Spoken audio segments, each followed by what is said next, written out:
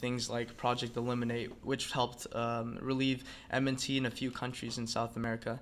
And that's what I've been working on mostly through Key Club, as well as just local things, special miracle minutes to help local people in our area, just to help them in general. Yeah, like I said, this trip was just one of the greatest things that happened. I'm really, really glad that this was the first year that happened, as well as its proceedings that happened later on in June. As for later in the year, my post-education, I'll be graduating this year and going on to the University of Washington at Tacoma as a Husky, and I'll be studying with my intended major being international business.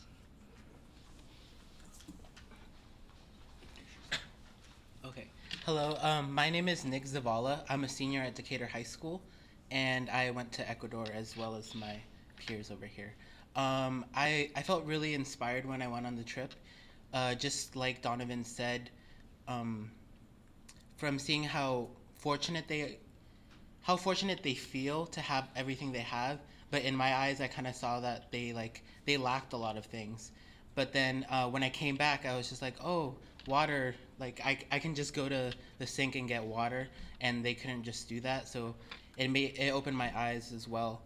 One of the things that I was a part of was We Scare Hunger, and we collected a lot of food, which is really good. And another thing that I did at my school was run a teacher workshop for how to prevent LGBT bullying, because a lot of workshops that are provided for teachers on bullying are just basic awareness type bullying, or how to sorry, I'm a little nervous. How to combat bullying, but they don't have as many resources on LGBT bullying because it's kind of relatively new type of bullying. And so I did that a couple weeks ago, and I had I want to say 22 plus teachers attend, and all of them felt very inspired to go fight LGBT bullying. And one of the things also that I benefited from the trip was I felt inspired, and it gave me confidence. It gave me confidence in myself that I can actually do something to change the world, because I'm all about doing something for the good, and like LGBT bullying workshop, that made me feel good as well. And but yeah, sorry. Thank you. Yeah. Oh wait, post high school plans. I'm a senior, and I'm gonna graduate, and I'm gonna go to St. Martin's University in Lacey, and I'm gonna pursue a English literature degree and with a secondary education endorsement. So I'm gonna teach high school level English. And thank you.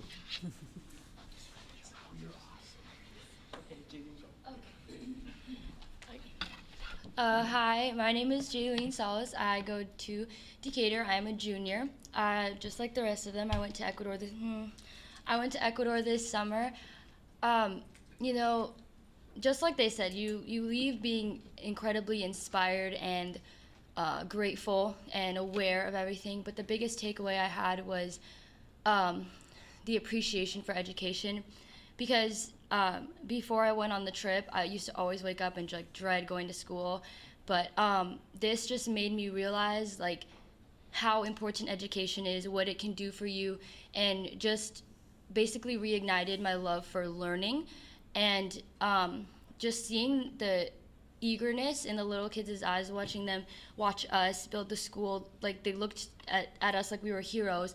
But I knew that back home, 90% of us were always complaining about, having to come to school.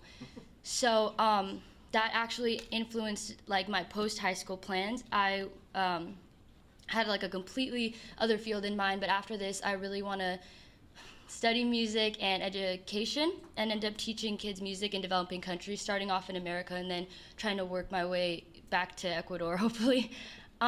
Some local initiatives I've been involved in were the We Act Club at school. I participated in We Scare Hunger, just like Nick, and the We Act Club, it's a fairly new club, so we started just raising awareness, basically trying to get our name out there, I guess. Yeah, I'm drawing a blank. I don't remember anything I've done this year.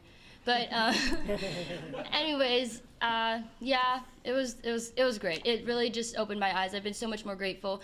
I've tried to communicate my experience to other people who haven't been, because like you can sit and talk to somebody for X amount of time, and give every single detail about everything that you experienced while you're there, but no one will understand until they go. And that's why I think it's incredible that we're still able to send more people there, because that experience is something that you'll never get any other way. So thank you.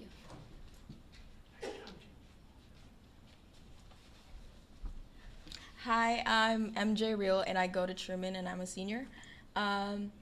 Like them, I went to Ecuador, and it was really exciting that I was chosen to go to Ecuador, and I was kind of shy at first and second, and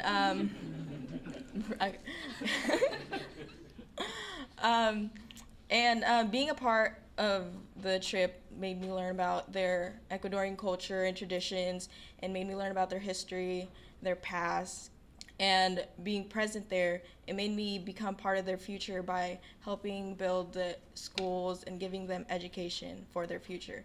And it made me become inspired and encouraged me to be part of local communities and helping, especially with the Federal Way Rotary and the Boys and Girls Club. I think last year I participated in the holiday shopping with kids and the gala auction. And Boys and Girls Club, we go to Trinity Church and feed the homeless, which really inspired me, because feeding the homeless is something that I've wanted to do for a long time, and tomorrow I might go again. And we've also done, as a school, we've done Teens for Jeans and We Scare Hunger. And I'm so proud of my school, because as a school of 150 kids, we raised over 1,000 cans, which is really awesome. And, pretty nervous. Okay. Post-high school, just cut short. Post-high school, I'm gonna graduate and hopefully go to University of Tacoma and study law and policy. Thank you. That was awesome. Thank you very much. Any questions for any of the students? Anybody? Question? Well, I don't have a question, but wow.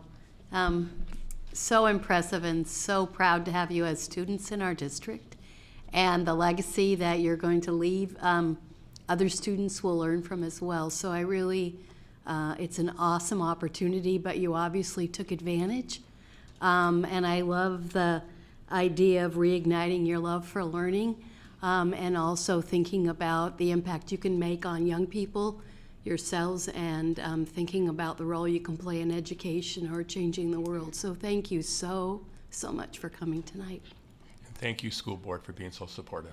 Thank you. So Nick, So Nick, I just want to thank you for reaching out to, especially to adults, around the LGBT piece, to continue to educate and help everyone understand. I think it's an important piece, and gaps as we move on with marriage equality and things like that that have happened.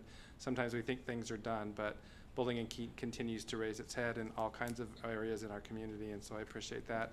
And Jaylene, I also want to acknowledge that you served on the Student Superintendent Search Committee, and really appreciate that. So you did above and beyond other things outside of everything else that you were involved in, so thank you. Thank you all. Thank you. Good. Kara?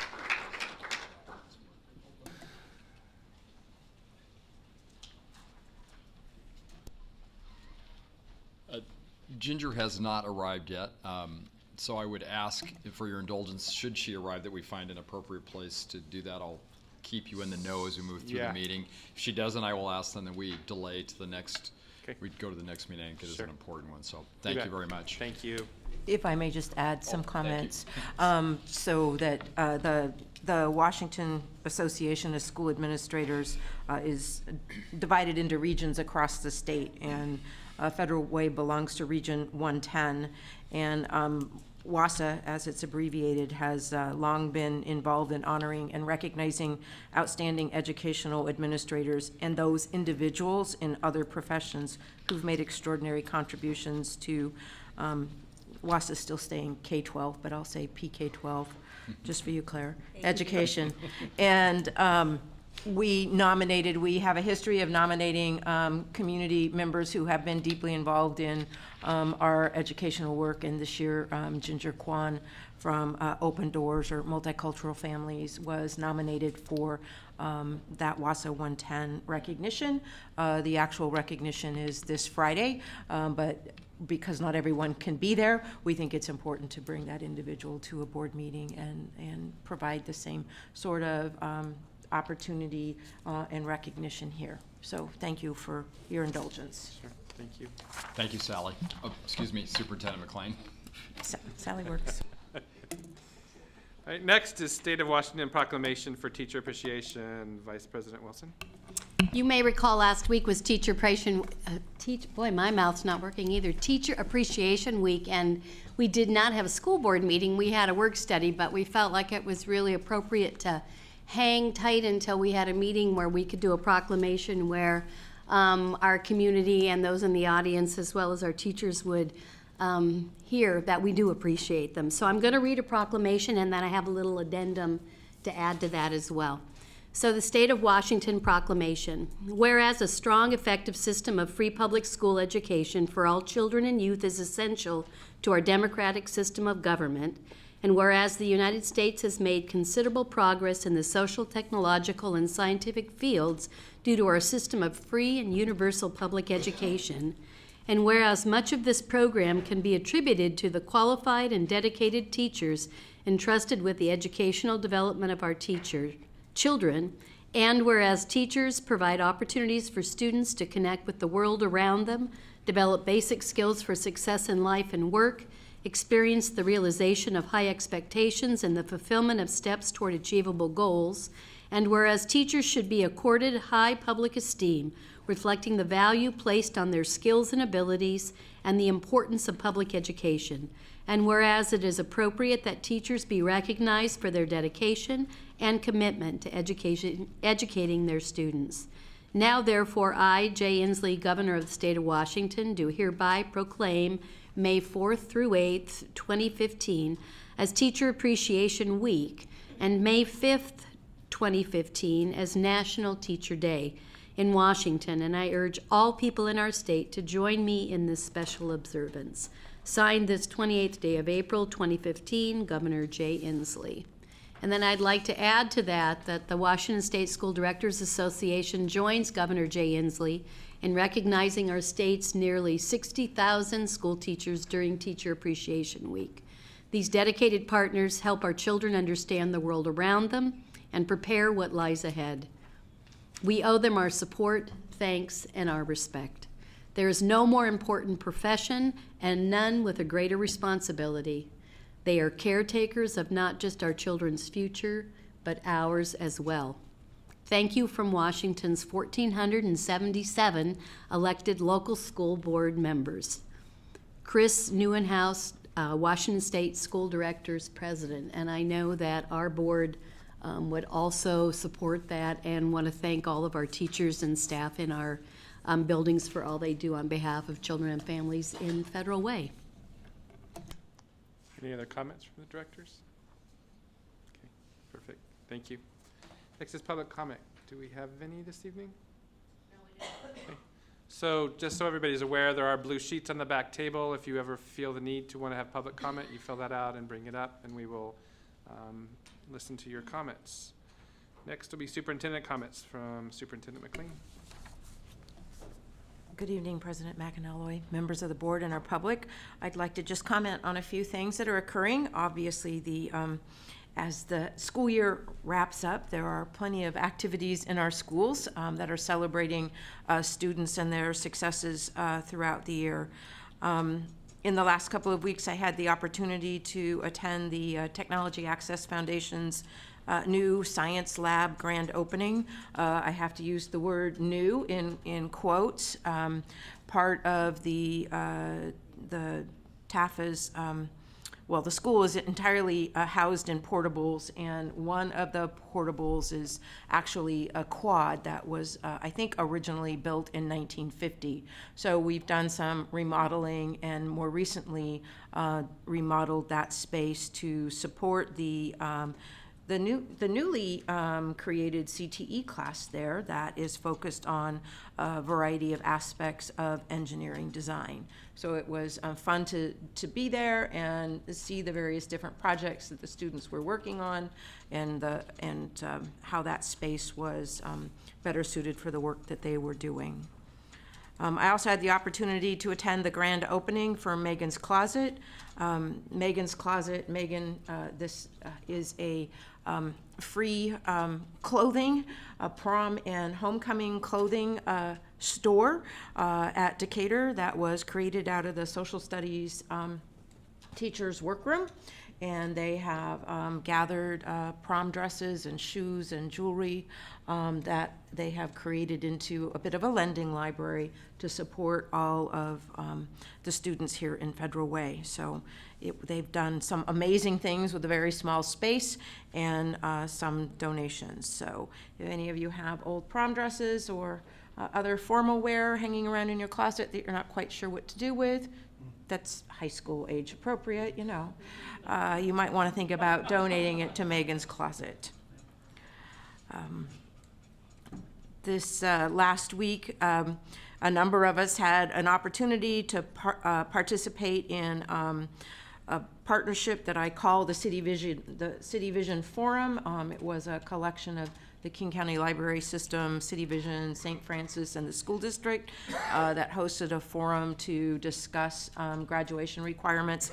And you'll hear a little bit more from Executive Director Vince Blauser in terms of where we are in making a decision or recommendation for the class of 2019.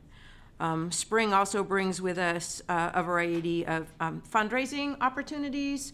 Ron Mayberry serves on the board for the Boys and Girls Club, and so a number of us had an opportunity to be at the Boys and Girls Club fundraiser, and it's always great to see our Federal Way High School students who are either current students or former students who benefited by the services that the Boys and Girls Club provide.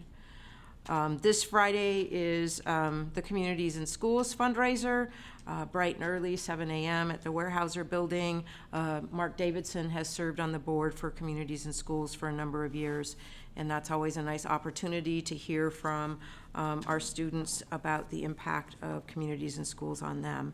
And this Monday, another civic organization that has supported our students in addition to a number of other activities is the Lions Club Scholarship and Recognition. I know Karen Saunders in the Public Information Office has had a close connection with the Lions Club over the years. Certainly, I have been enjoying my opportunity to collaborate with our incoming superintendent, Dr. Tammy Campbell, to ensure a smooth handoff, and am enjoying the many opportunities for wrapping up this year and setting the foundation for next year. A couple of things you'll see tonight as we revisit the ENS3 presentation, and you hear for the first time the presentation on EL 14, which is specifically labeled Student Conduct and Discipline. You'll have another opportunity to recognize that we continue to struggle with disproportionality in student discipline, and a couple of things that many staff members have attended recently were the WASDA and Puget Sound ESD Race Equity Summit, and just yesterday a number of people were able to work with Pedro Noguera specifically on student disproportionality, and the phrase that you might hear come out this evening has to do with we know this disproportionality exists, and how do we move from knowing to doing. So just setting that up for a little later on. And with that, that concludes my comments. Great, thank you. So now we move to school board comments. Vice President, well, let's go the other way since you've got the other piece too. So, Director Gregory? Thank you. Today I had the opportunity of attending a bill signing that was pretty exciting in that it is the college-bound scholarship program that is being expanded by the state for to provide tuition expenses for students going on to our colleges, and they sign up at the end of the 8th grade, and it's based on income, and it's based on grades in school. And what's exciting about it is in the roadmap area, which are the southern districts of King County plus parts of Seattle, there are now 30,000 students signed up for this opportunity. And it, as the governor said, which hit me, was what we provide with this is not only a resource for people or for students to be able to go to college, but we provide a resource that provides them the opportunity to look at their future with hope, and that they don't have to be in the situation of saying, I'd like to do this, but I can't. They are in the situation of saying, I need to keep my grades up in order to be able to do this. And there were several students who spoke, and they talked a lot, about the opportunity, and many of whom were going to be the first in their families to attend college. And they were quite excited and quite motivated. What we have found, however, is that there is another group of students that is struggling with the ability to go to college. And those are students of parents whose income is just above the level for the College Bound and the Pell Grant, but parents who thought they were saving adequately for their students' college, and the recession hit, and that took some of their resources. And then in addition, the state has switched the funding over the years because of the recession from 70% tuition based and 30% state funded. 30% tuition based and 70% student funded is what it used to be, and it's now reversed. So it's 70% tuition based and 30% student funded. So now you have parents who have struggled to be able to provide the resources for their children, who now are not eligible just because of where their income is to get the resources from programs like College Bound. And so those students we're finding are stuck. And one of the things that many of us are looking at is how we address that question as well, because it's too bad that we've got a group of students now. We've addressed let me put it this way. We've addressed the question for those who we felt could not go to school, would not have the resources. And now we have another group that has limited resources, and how do we support those students to be able to get into our colleges? So that's something we're going to look at, but I must say this was a very exciting experience to see the number of our Washington State students who are now going on and getting four-year degrees because of this level of support. So I'm looking forward to continuing to work on that. Director Eto? Thank you. In the past week, I attended a couple of sessions that are applicable to the two board topics we have today relative to Core 24 graduation requirements and also the light rail line plans. This morning was the session at the Chamber of Commerce on the light rail plans, and it's pretty clear that, based on the business comments relative to disruptions and displacements and the residential displacements, and then in general for the public, the cost, it seems like the alignment on I-5 is almost a done deal. And so when you look at that, there are some impacts that are of concern, I suppose, to both Truman and Mark Twain schools. Nobody likes to live near a railroad track, and so it's good to see that the thought process that has been run through to make a recommendation to the board pretty much aligns with what I was thinking relative to, vibration and noise and that sort of thing, aside from the disruption of putting a underground station near those schools. So if the I-5 plan is a done deal, it's good to see that we're going to have our say in the plan and make sure that the mitigation occurs so that our schools aren't impacted. And I think it's important, as folks there mentioned, for the public to get in touch with King County Council Member Von Reichbauer and Senators Kochmar and Milosha and our own Carol Gregory relative to, things that need to be looked at in terms of that alignment. Because it's very likely to come, even though it's many years off, but it's always good to have the say up front so that it meets expectations down the road. On Core 24, the session at the library was very informative in that, like a lot of things, it's the students that have the best sense of how to look at things. One spoke to how it's important to have maximum opportunity to try different things, but at the same time, for those that are not on track, to have maximum opportunities to succeed and take retakes. So if you have the ability to take 32 credits and the state is requiring 24, if you require 32 to graduate in Federal Way as an extreme, then you are in a no-fail kind of situation. If you miss one class, you're done. You can't catch up. So I thought that was very insightful. And the other position relative to the 24 and having some room had to do with the idea that, well, if you're on track and you get to 24 quickly and you're required to get an additional 6 to graduate or whatever, you probably are going to goof around with easy classes.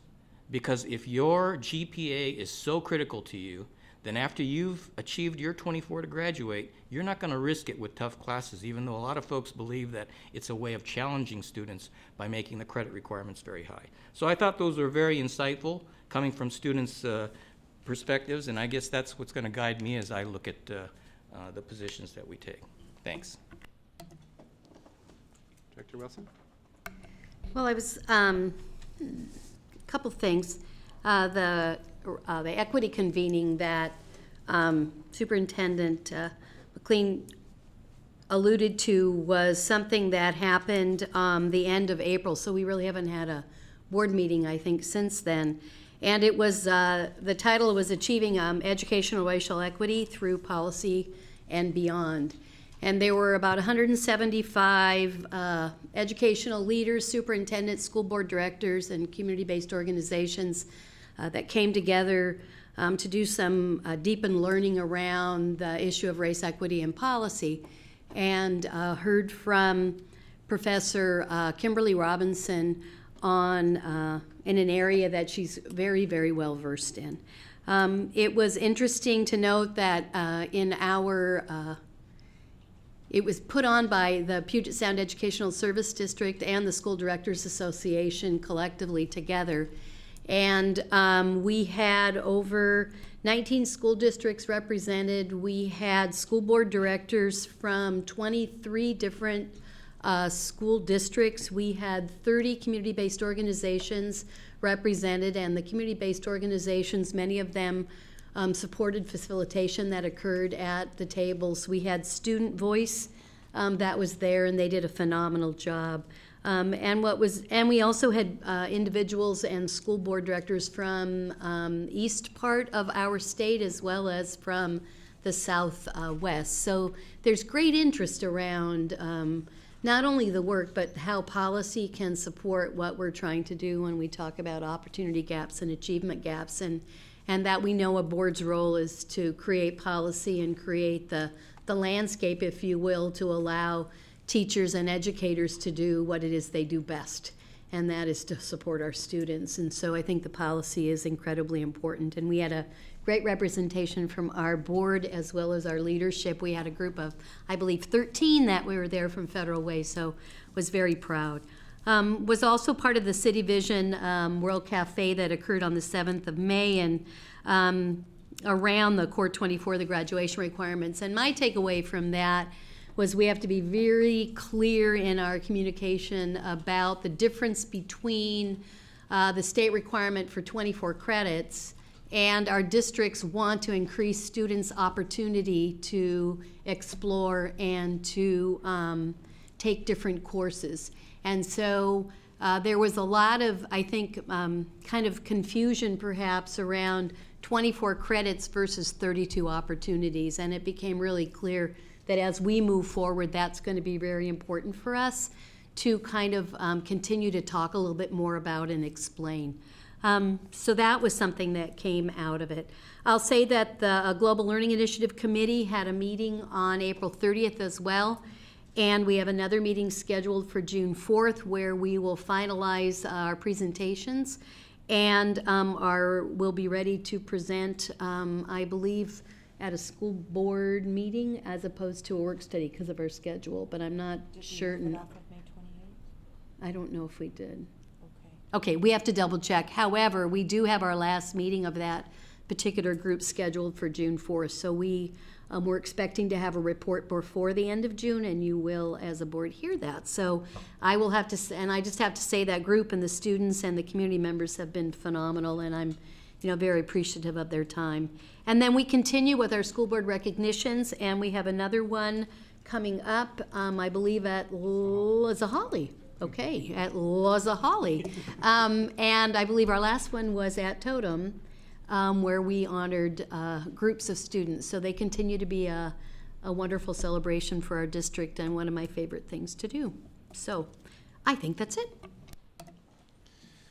So I had the opportunity and honor to serve as a chaperone with the fifth grade class the fifth grade classes out of Nautilus, and we went up to the Cedar River watershed. And I just want to take a minute to acknowledge Miss Bailey, who was the bus driver, the transportation driver for that day, and her ability to make connections with students that had never ridden her bus before, and how she gave them space and levity to listen to music and do things that made it actually an enjoyable ride. It's 50 minutes in a bus, right, to and from. So it really does speak highly of our transportation employees and the things they do and the connections they make every day, day in and day out, just doing their job. She actually had 2 individuals on the bus that ride her bus daily out of Nautilus, and just use them as leaders and to set expectation. And it was just amazing and phenomenal to sit as an adult and watch that for 50+ students that respected her and listened to her as we went through the process and made sure that everything got taken care of orderly and made it a very nice visit. So thank you, Ms. Bailey, for all that you do. I also attended the convening on April 29th, and it was pretty profound and powerful to me. And just looking at racial equity, again, as Vice President Wilson talked about achievement gaps and opportunity gaps, and how do we make differences around that. So as we move forward as a district and we work with leadership and a board together to establish what our racial equity policy will be, I'm excited to see that work happen and as we move forward with that. Board recognitions, as it was mentioned, we've done 3 of them. There's 4 to go. One is at Sahali this week, and it too is one of my favorite times. It's really a nice space. I also want to give a shout out to our communications department that actually has been there tweeting at every single event and has actually updated. There's been quite a few parents that have requested that they have the writings. They're now posted on the website along with pictures that are taken that evening, and I just want to thank you for that portion. I think it's important for all that are recognized to have space to go out and see it and find it, and I just appreciate what you're doing on the website with that. I also attended the Core 24 piece. Continued dialogue will happen around that to make sure as we make decisions as a district as we go forward with that. And so I look at interesting that'll happen over the next month as we come up to our decision on what should be best to take care of our students going forward. And that's all I have. So I'll turn it back over to Vice President Wilson for legislative update. So my legislative update would be very short, and that would be waiting. And perhaps my colleague to my far left might have more information, but she's waiting as well. So what that means is that we don't know, and we have to move forward with assumptions in our own budget process here. And once we know more, then we will make those adjustments as they come out of the legislature. But we are not alone in waiting and wondering and trying to figure out where there'll be some common ground and where it is that we will put aside what it is we can put aside and move forward with what we can all agree on to push this thing forward. So that's what I have to say. And I don't know, Director Gregory, do you have anything else that you could add? Only that, as I think everybody knows, there are some very difficult issues related to funding that are before the legislature this session. And The only thing I would say is while we're waiting, there are a lot of people working very hard in Olympia to negotiate the differences, and the differences are huge. So it's going to take some time, but to get to the point we all can agree is what we're looking for, and we're going to watch them work hard and wait. Great, thank you. So Executive Director Vince Blauser, if you can please give us an update on where things currently stand on 2019 graduation requirements. Thank you and good evening, President McAnally, members of the board, Superintendent McLean. This evening, I just want to give you a quick update on the decision to implement the new graduation requirements for the class of 2019. And as you recall, the State Board of Education has determined that the state minimum graduation requirement will be 24 credits, beginning with the next year's incoming freshmen in the class of 2019. The question we're debating as a district is should the district match the state's minimum graduation requirement and stay at 24 credits, or should the district rise above the state minimum expectations and require 26 credits for graduation? And we're currently at 23.5 credits for graduation. Superintendent McLean and I have already solicited feedback from several stakeholder groups, including our very own secondary principals, the Federal Public Schools Union Association, key communicators, the grading advisory committee members, the original Core 24 committee that I was able to facilitate, and recently, as Superintendent McLean mentioned, City Vision. And we asked for recommendations as to whether the district should adjust the graduation rates for the class of 2019 and beyond. To add to those discussions, I am currently working to set up a series of public forums to include parents of the next year's ninth grade class, as well as other school community members, to continue to solicit feedback on this issue. And I'm securing those dates now, and we'll be publishing them shortly. And it's our hope to make a recommendation within the month, hopefully for the June 9th school board meeting. So again, I just wanted to give you an update, a quick update on where we were in this decision-making process. Any comments or thoughts? Any questions, directors? So exactly what are you going to be recommending, the graduation requirement number? Correct. Or? Yeah, there's two concepts that right. To separate, and I've heard somebody mention that already. What's already been recommended and accepted by the superintendent was a 32 credit opportunity over a course of 4 years. What we're looking at is there's a minimum of 24 credit graduation requirements that the State Board of Education has recommended. That's non-negotiable. So does the district want to stay at that 24 credits or rise to a 26 credit recommendation? Okay. Any other questions? Thank you, Mr. Blauser. You're very welcome. So now discussion will be around Sound Transit Light Rail, and who is presenting that? I am actually covering for Cindy Wendland, who was unable to be here this evening. They filled me in.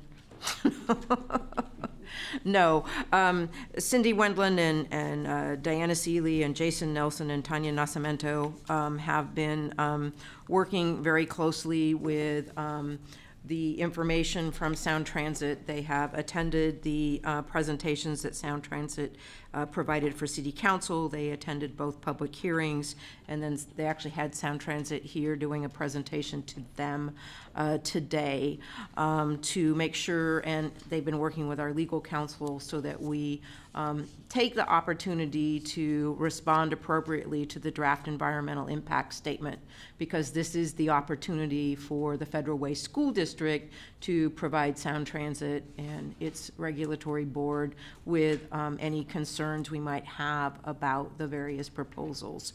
And the board this evening is being asked to adopt a motion in support of an alignment and in support of actual station placements. out of the various options that Sound Transit has been considering. And as you've already heard mentioned at this board table, I believe this community has a strong interest in an alignment for the I-5 corridor versus the Highway 99 corridor. And certainly our recommendation to the board this evening is that the school board also express a preference for the I-5 alignment.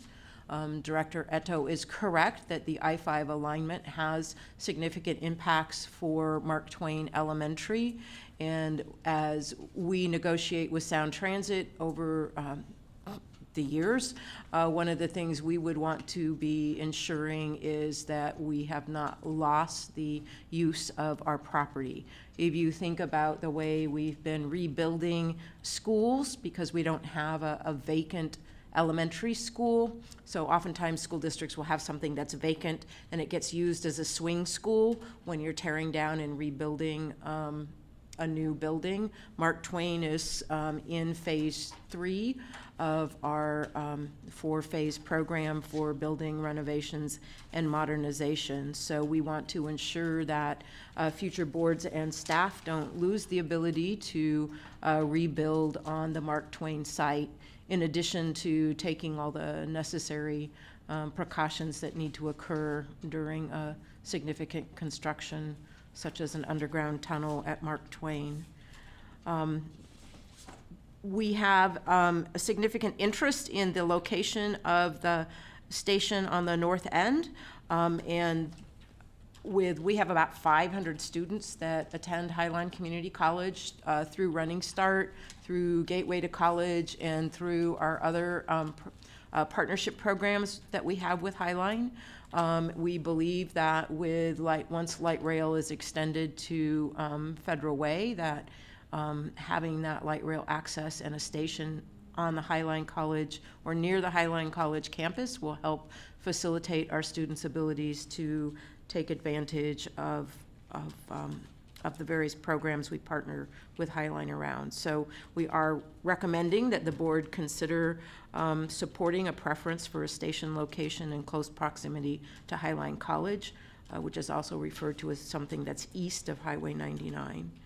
The third station is obviously the station that would be located here in City Center.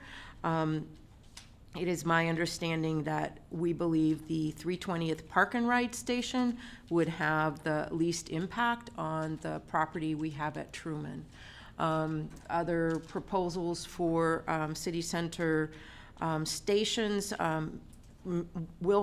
could have significant impacts on Truman, and we have to remember we have a preschool Head Start program there. We have a partnership with the Boys and Girls Club, and we have a partnership with the community gardens on that piece of property. So we want to ensure that whatever station Sound Transit ultimately recommends, that we have also safeguarded our partnerships and our programs on that property. So again, the staff recommendation for the board consideration this evening is to align light rail with I-5 and supporting a station near Highline College and a station at the 320th Park and Ride. Director Gregory? Do you want a motion before questions, or? I think because the board really hasn't had an opportunity to discuss, so let's discuss first and then we can move to a motion after discussion. Is Senator... Ooh. Whoever you are. I have a new, You're doing that a lot in your day job, haven't you?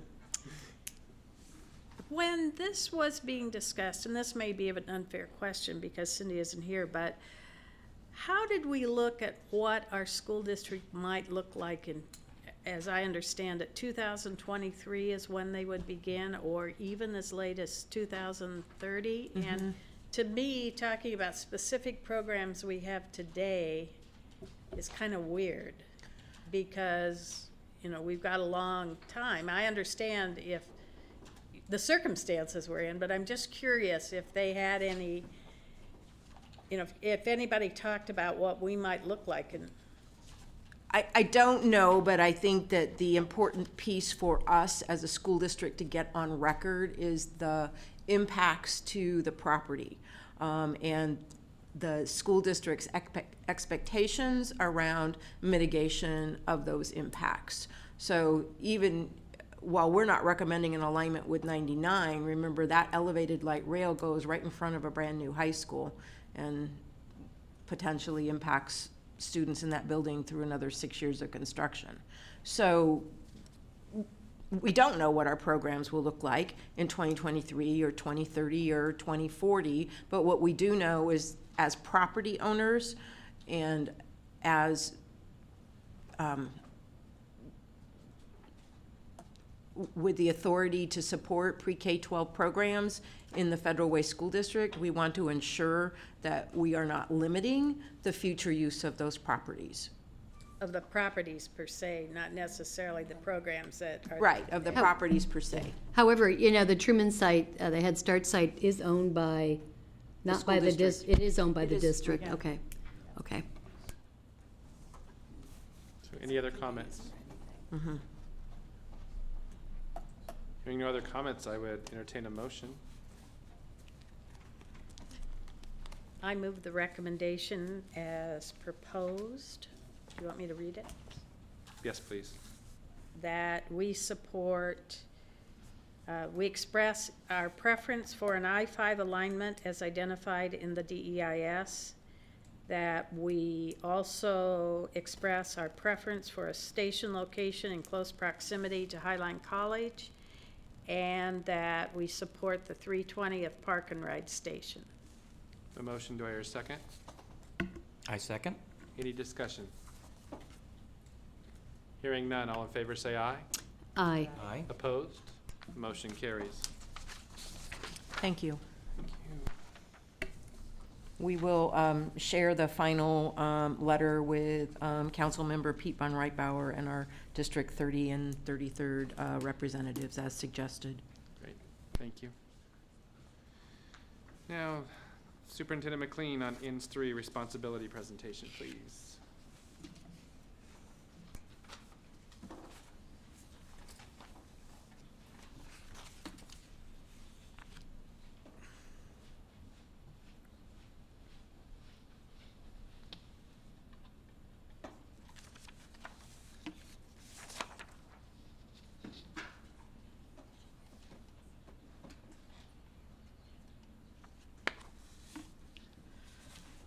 I apologize, I should have updated the date on this cover slide to May 12th. I did want to take the opportunity to share with the board and with our audience an abbreviated presentation.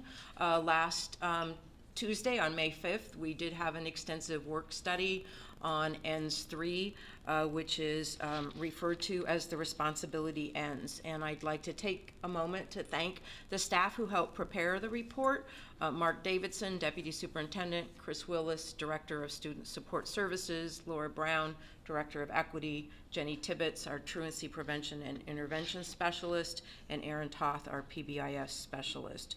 So what you're seeing tonight, while still has a number of slides in it, is an abbreviated piece. We had some lively discussion based on two things at the work study. One is in regards to the evidence presented in support of the superintendent's interpretation, and the other was in regards to the performance measures that had been presented in lieu of specific measurable objectives.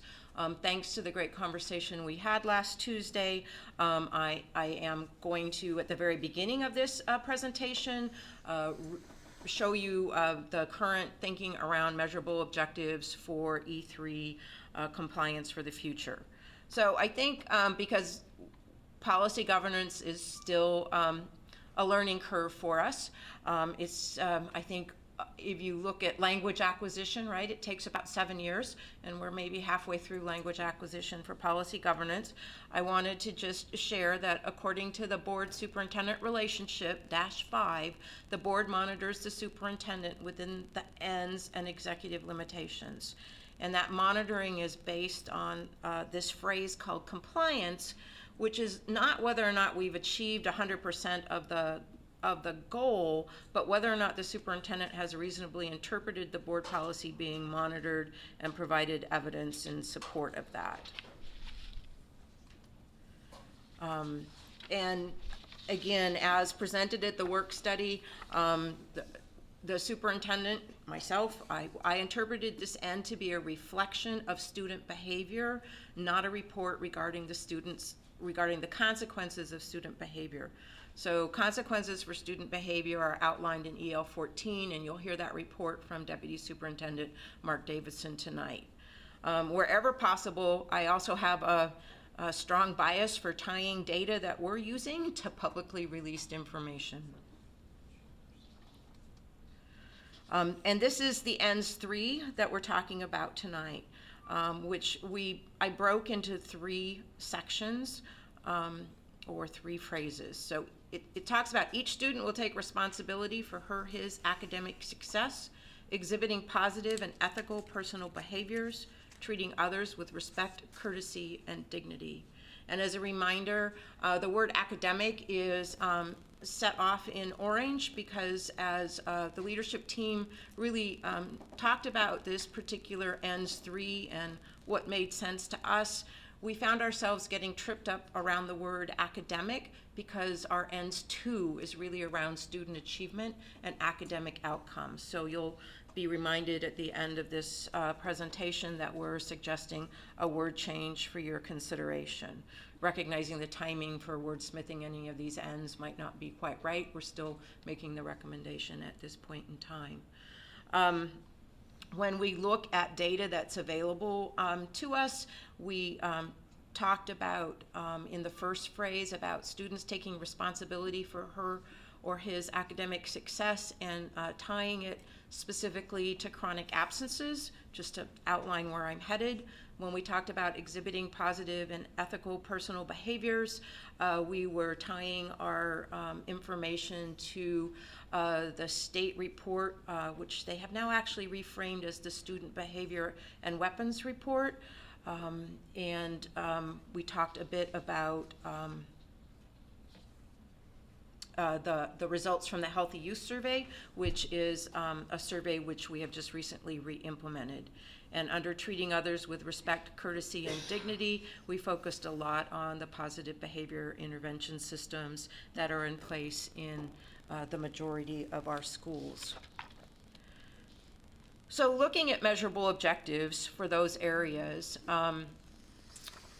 we still believe that having students at school will help change attendance. And so we are offering to you a 2015-16 measurable objective for chronic absences that would be equal to or less than the roadmap region's chronic absence rate. And as a reference, in 2013-14, Federal Way Public Schools' chronic absence rate was 19% versus the region's 16%.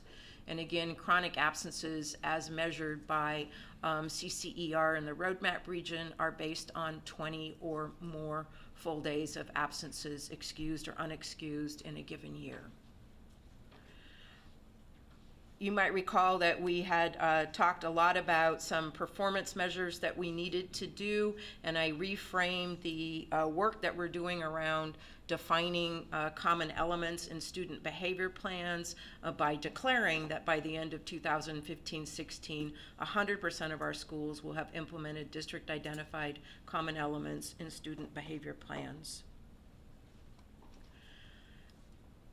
The Healthy Youth Survey is only administered every other year, so it's difficult to say that this is a 2015-16 measurable objective, but you'll recall in the Healthy Youth Survey, or I'll show you in those slides, we specifically highlighted bullying, and I think it's fair for us to talk about having our Healthy Youth Survey responses reflect an increase equal to or greater than the state average regarding reporting bullying, so that reporting knowledge around bullying and the school's response to that reported bullying.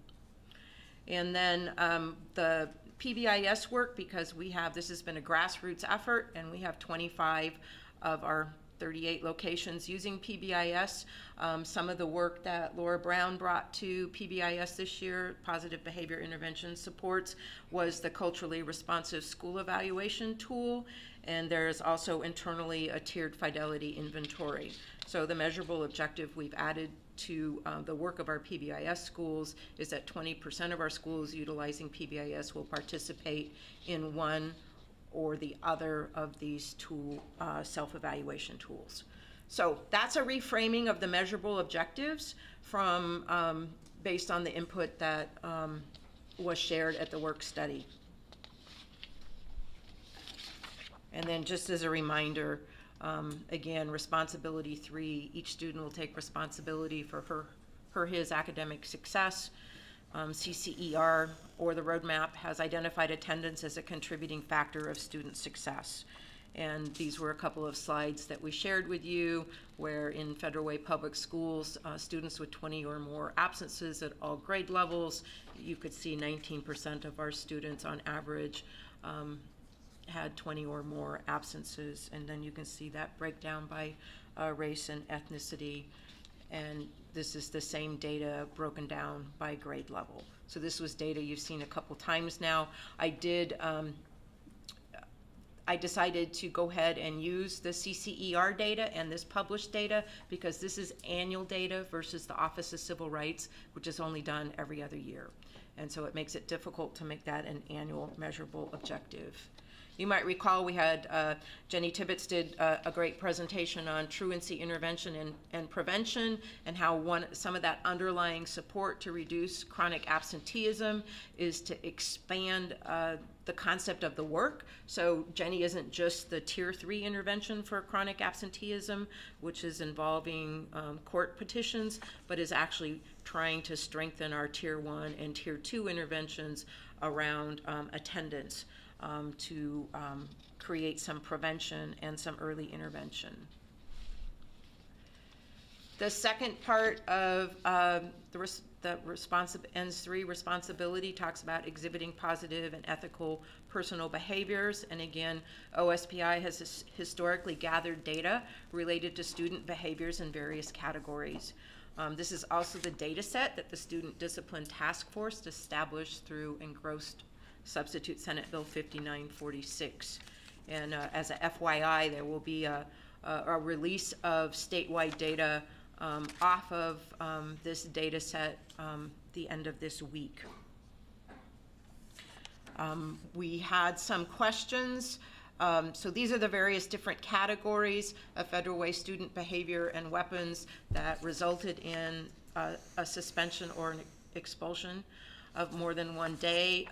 There had been a question asked about how did fighting drop so low, and because we had reported 90 and it's actually 320. So 90 was the total for high schools only, so I apologize for that oversight in that data presentation. Director Eto had also asked to see this information compared to our CCER districts, for example. I have done that work. It's not displayed here because I'm not quite sure what to do with it. It's interesting data. I will tell you that our incidences are, as a percentage of our student headcount, are higher than the rest of our South Sound districts. But I didn't know how to make a measurable objective out of that because I'm not quite sure what our other districts are doing in terms of their reporting. Can I ask a question? Of course. Clarity, and that is, so are you saying that the behavior and weapon report is how you are reporting out the second piece of E3, exhibiting positive and ethical personal behaviors? I actually did not create a measurable goal for that, but it is the data set that we believe helps define that, so this work. list here that you're showing here. Potentially. Okay. Because to me, those don't show behaviors. I mean, they show, I guess I'm just, in other behavior, but I still don't know what it is, so, okay. Okay. And remember, this particular data set continues to be refined with the expectations of how data is being reported. And we have the new categories that are going into play this school year related to student misconduct and disruptive behavior out of that other category. So the state is seeking more granularity around that other category. And you might recall that within our own district, we have many pieces of granularity under the state-defined categories. But you can't see the other pieces of granularity at the state level. It's a difficult challenge if what we want to try to be reporting and talking about is what any person can access through OSPI's website or a published document, when we're tracking data at a finer level of detail. Okay.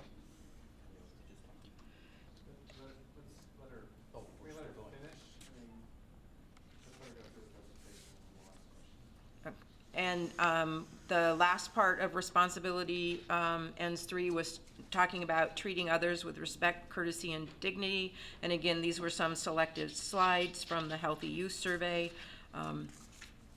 where we thought that if students were feeling safe at school, that was probably a fairly positive sign that they were being treated with respect, courtesy, and dignity. And you can see that we are not too far from the statewide percentages of students feeling safe. We think maybe opportunities for school involvement are also a way that our students treat others with respect and dignity. Certainly you heard that from our Meet a Week kids tonight. There are lots of opportunities for school involvement, and these questions were only asked at grade 10 and 12, and our 10th graders know less about our opportunities and our 12th graders know more, but a 95% response that says students have lots of chances for involvement in school activities, I think, is something to celebrate. And then, I did create a measurable objective around bullying. This Healthy Youth Survey data reflects the percentage of students who report being bullied in the past 30 days at grades 6, 10, and 11. And then the students who know how to report bullying, and then how they feel about whether or not adults try to stop bullying. So I did create a measurable objective around the Healthy Youth Survey, which, again, we won't see data for 2 years now.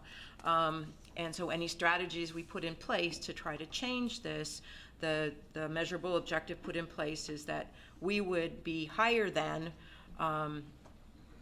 the state's data in both these categories. We want our students, we would be equal to or higher than the state's categories. We want our students to know how to report bullying, and we want our staff to know how to respond to it. So a good outcome is if our percentages were higher than the state's.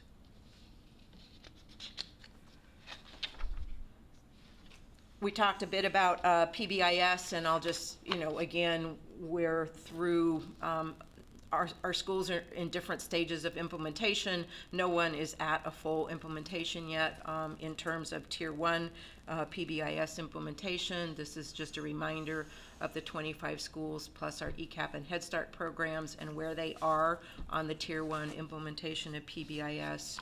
And then, again, a reminder that this was the data that drove a measurable objective to have 20% of our schools complete the tiered fidelity inventory and or the school-wide evaluation tool for PBIS.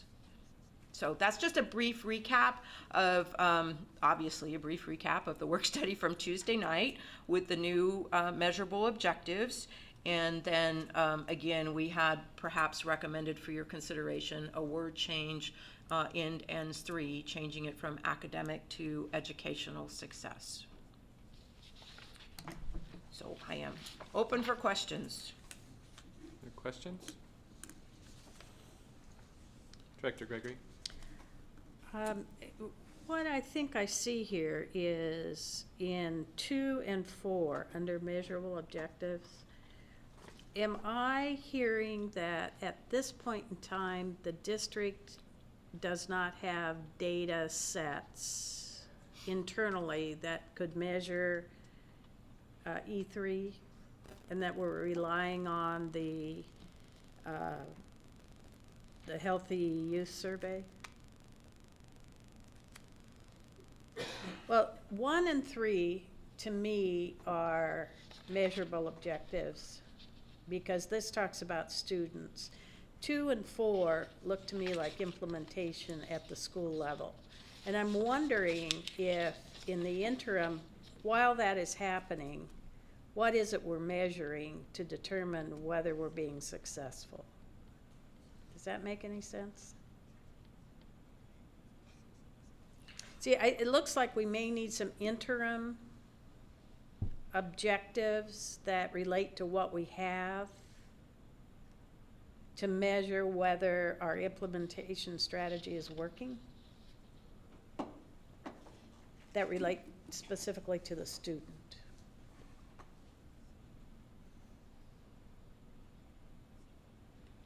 So the challenge with using the Healthy Youth Survey, because it's only administered every 2 years, is that it is only administered every 2 years. And so internally, we have the ability to ask selected survey questions ourselves. I assume that's not a copyright problem. I don't know. I'm not the Healthy Youth Survey expert, but we have the ability to do some internal surveying if that's what we want to do. I don't know if doing it in October would help us figure out whether or not we changed anything, since we won't be probably changing anything until we're working through the school year. But we could certainly, next year, I'm hopeful that we won't have a grading survey to distribute to students, and so perhaps talking about positive school cultures or other climate and bullying issues would be an opportunity for us to survey students in a way that we could still measure whether or not we were making any progress before the next Healthy Youth Survey. I recognize that what you're referring to as bullet 2 and 4 in terms of implementing common elements in a student behavior plan and having our schools utilizing PBIS, participating in a fidelity inventory or a culturally responsive inventory, aren't specifically setting measurements regarding closing gaps. And part of the challenge in trying to set goals for me at this point in time is the fact that we don't have common business rules.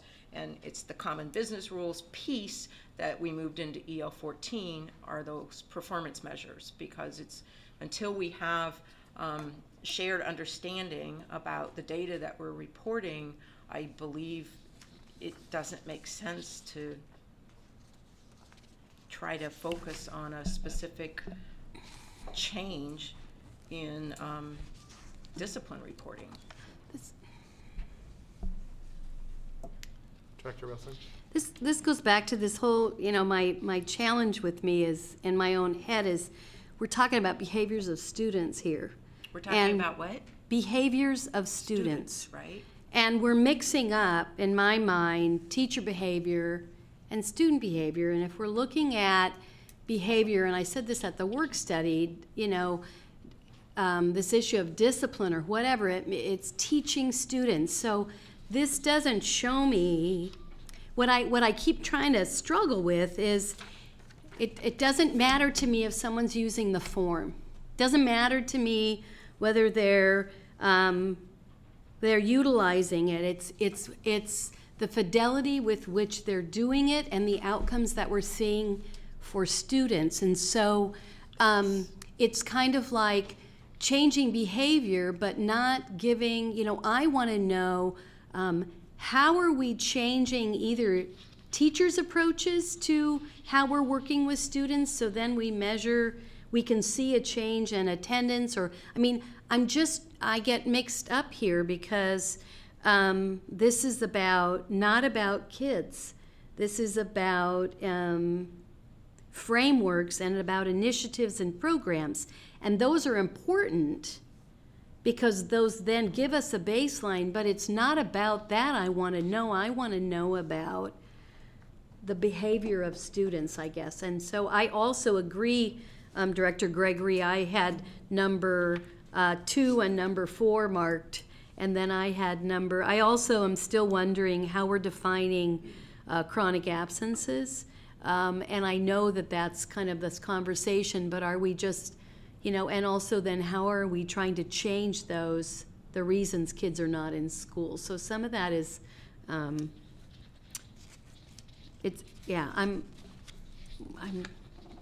wondering. So I think, Director Eto, do you want to go first? Do you have something else? Go ahead. So this ties back to part of the question that happened last week and what has been presented as an interpretation that discipline doesn't belong in INS 3. And part of that is, how do students respond to what we're doing? So we have 25 of our 38 schools that have PBIS. And so that's definitely a piece we've put in place, and it's been in place for a few years. So I would hope that we would begin to have some outcomes out of what PBIS is doing in those schools and how it relates to what we're doing with discipline, whether it be higher reports, but is that there are less impacts to suspension. What is the overall impact and where we're going to growth? And when I look at the number of doing 20% of the schools doing the TFI or SET, we did 56% of them this year. So what is 20% going to do? 14 of our 25 schools did evaluations this year. That's 56% of our schools that are doing PBIS. So it doesn't make sense to me why only 20% would be a measurable objective when we had 14 of the 25 do it this year. And why is that growth? For me, it's again tying back to what Director Gregory and Director Wilson both said, is what are the adults doing with the discipline and what are we trying to accomplish with that in our schools? If we, part of it is a decision of the board. Is discipline part of INS 3 or is it only EL 14? Majority of them last week said it belongs in INS 3, but it's still not clear. But that to me is, and the other question I have is using the Healthy Youth Survey, if it's done every 2 years and we're doing it at 6th, 10th, and 12th grade, that means we're surveying the same students. We're only touching a subset of those students every year. So 6th grade, they skip 8th. We're going to do the same students in 10th and again the same students in 12th.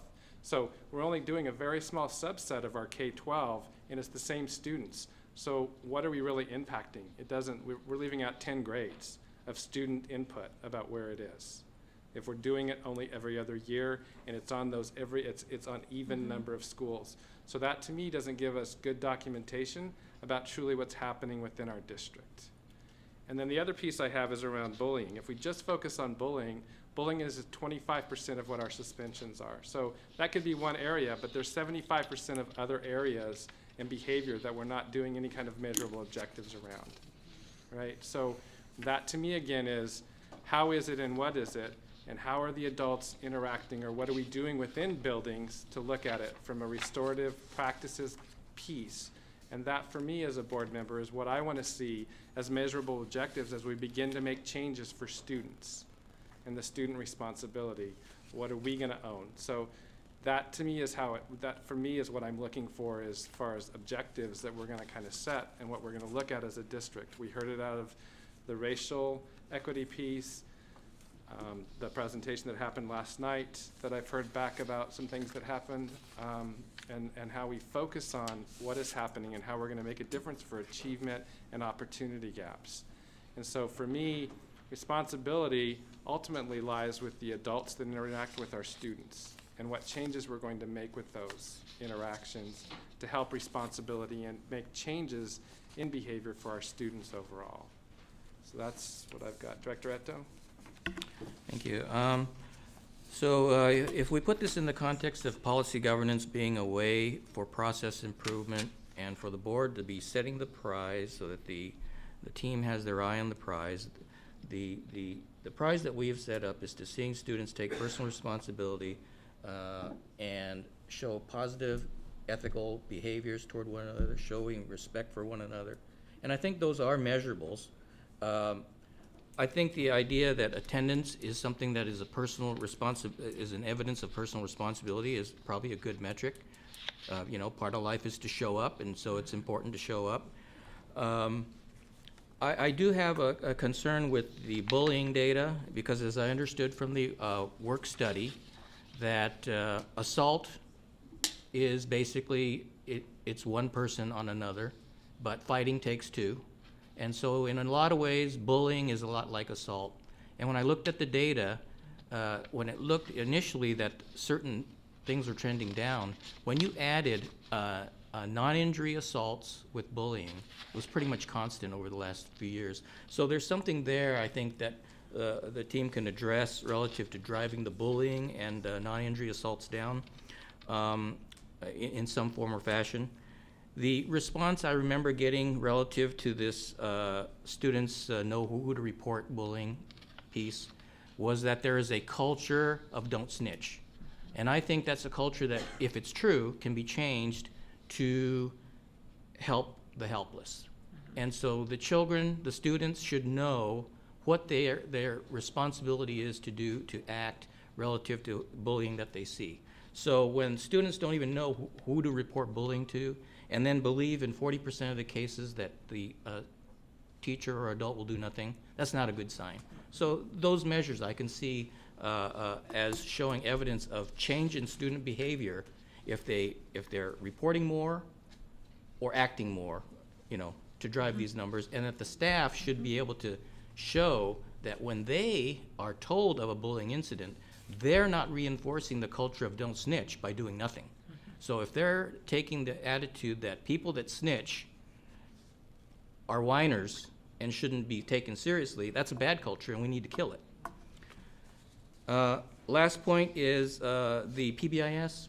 The idea of going more toward intervention instead of the discipline end, I think that's a good move. And I think when you start measuring it, student engagement will go up, and if student engagement will mean student attendance. So I think student attendance is a good thing that you're measuring. Thanks. Thank you. Any others? Thank you. Thank you. So one note to the board, and I don't see any of it in our packet, but the survey, the initial survey that was sent out was the old survey. We had decided in January it would be 3 specific questions. Those questions were sent out today, and I believe that most of us probably haven't had an opportunity to respond yet. So I think probably what we need to do is give it another 2 weeks, respond to the survey so we can all see where we stand, come back in 2 weeks and have a discussion as a board around those responses, and then we'll do our final input 2 weeks from that. So instead of being complete on the 28th, we'll be complete on the 26th of May, we'll be complete on the 9th of June. All right.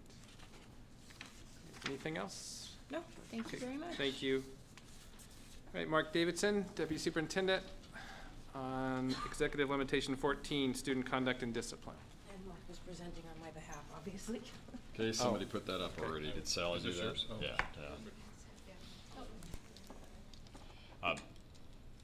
President McAnally, members of the board, Superintendent McLean, thank you for this opportunity.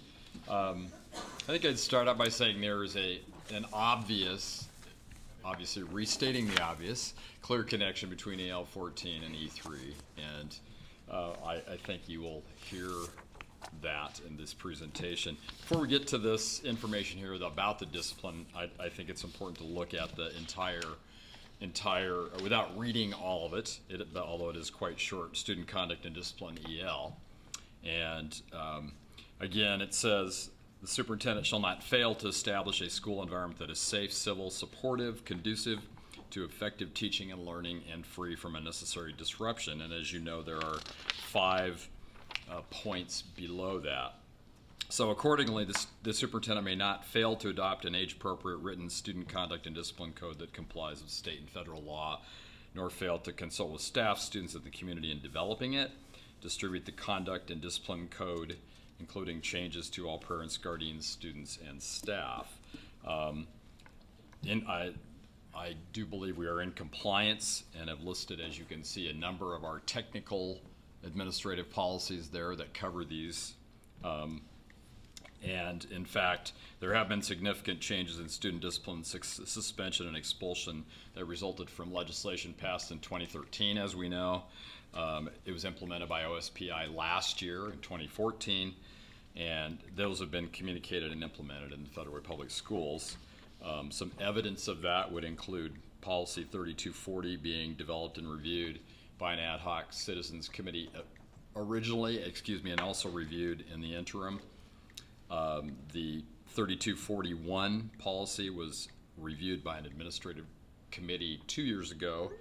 And the Rights and Responsibilities Handbook, as you know, is distributed each year to all parents and students. It's an annual occurrence. I just said that, didn't I? Students and parents and guardians also sign that, a form that's kept on file. And we also keep track of that as we move through the year as new students enter. So, and then fail to fairly, equitably, and consistently enforce the code. I believe, again, that we're in compliance as we work, as our elementary and secondary program executive directors, Vince and Cindy, also work with this. We work directly with all school administrators to ensure fair, equitable, and consistent enforcement. And includes professional development for school administrators, as well as conducting informal grievance processes and formal hearings. So, we get to some additional pieces here, and before I show you the slides, I want to talk a little bit about number 3, which is ignore the negative impact. The superintendent shall not ignore the negative impact of the imposition of discipline that causes students to be suspended or expelled. So in 1881, please bear with me, Frederick Douglass spoke at the 14th anniversary of Storer College, a historically black college located in Harpers Ferry, West Virginia. And you may recall that when Harpers Ferry was in Virginia in 1859, John Brown and a group of abolitionists attacked the federal armory there. There is more and more evidence that that really was the beginning of the Civil War. It's the incident that sparked it. Douglass came back to Storer College in 1881 and spoke there for a few minutes. And he said nothing less than that attack could force the nation to face its great wrong, slavery. And that, quote, slavery had so benumbed the moral sense of the nation that it had never suspected the possibility of an explosion, end quote. And the legacy, of course, of that great wrong is still with us. Issues of race still have an enormous effect on our society, as all you have to do is read the paper every day. And it still benumbs our moral sense. And I think it's benumbed our moral sense in schools, too, as we look at suspensions and expulsions and the issues around disproportionality that exist. Education is an action step that can fix that legacy. But we do have to keep kids in school so that they graduate. And we have a persistent and consistent gap with suspensions and expulsions. Overall, our numbers, of course, are in general decreasing, but the gap remains.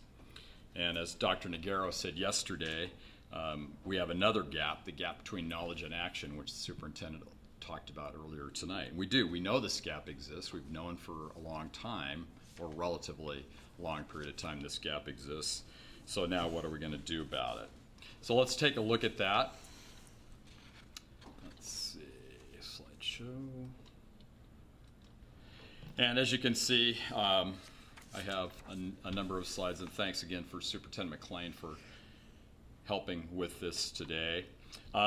This is, if you can find, by the way, when we have less than 20 students in a particular category here, we are not doing that to make sure that we're not personally identifying anyone in small groups.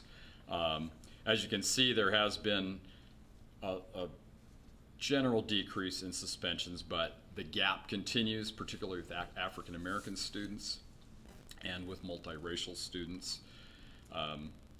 Looking at a graph instead of a table form, you can see that short-term suspensions, even though they may be going down or going up in those categories of kids. This is a nice graph that shows the gap itself. And if you look at the 0 in the middle of it, in the middle of the page, where Native American, Pacific Islanders are located on that graph, that if you look at African American students, the gap is that line that would represent that spike up to 15%. And if you look at, for example, Asian, Hispanic, and white students, you notice that they're below that line. And of course, the point being that is the gap that exists between suspensions, short-term suspensions between white students, Asian students, Hispanic students, with, again, multiracial and African American students on the high end. So again, that gap math is just a simplistic subtraction of the 13, 14 percentage less the percentage of the student population. And the point of the table, again, in long-term suspensions is very similar numbers. Not necessarily total numbers, obviously, significantly less total numbers, the gap's still there. And if we look at the next slide again with by ethnicity, we see that occurring again. And then we'll go back to that same sort of slide. This gap again showing the same kind of thing. With, in this case, Native American students with significantly more in a mathematical relationship. And again, please realize this is not about raw numbers here. This is just a representation in this graph form. And then I think where this works well too is showing the red shows the populations in October 1st of 2014 of the various ethnic and racial groups compared to the 2013-14 discipline information of long-term suspensions. So again, notice that if you look at Native American students very close to zero, it's a very small group, but if you look at where they are in terms of long-term suspensions, you can see that it's very high. If you look at African American students, again, at just a little over 10%, 11 3/10%, notice again that their long-term suspensions are almost 20%. So again, the point being those are significant, showing significant gaps. And then to expulsions, again, a clear decline in the overall number of expulsions. And again, as I talked about before, that's due, I believe, there have been significant positive changes in that law that have forced us to make some changes in expulsions and work at getting kids back into school. That's a positive piece. However, if you look again, the gap still exists with African American students, multiracial students. If you see the same relationships again, that Asian, Hispanic, and white students are affected significantly in significantly lower amounts on a percentage basis than, again, multiracial and African American kids. And then this same graph here with the population compared to the number of expulsions on percentage basis.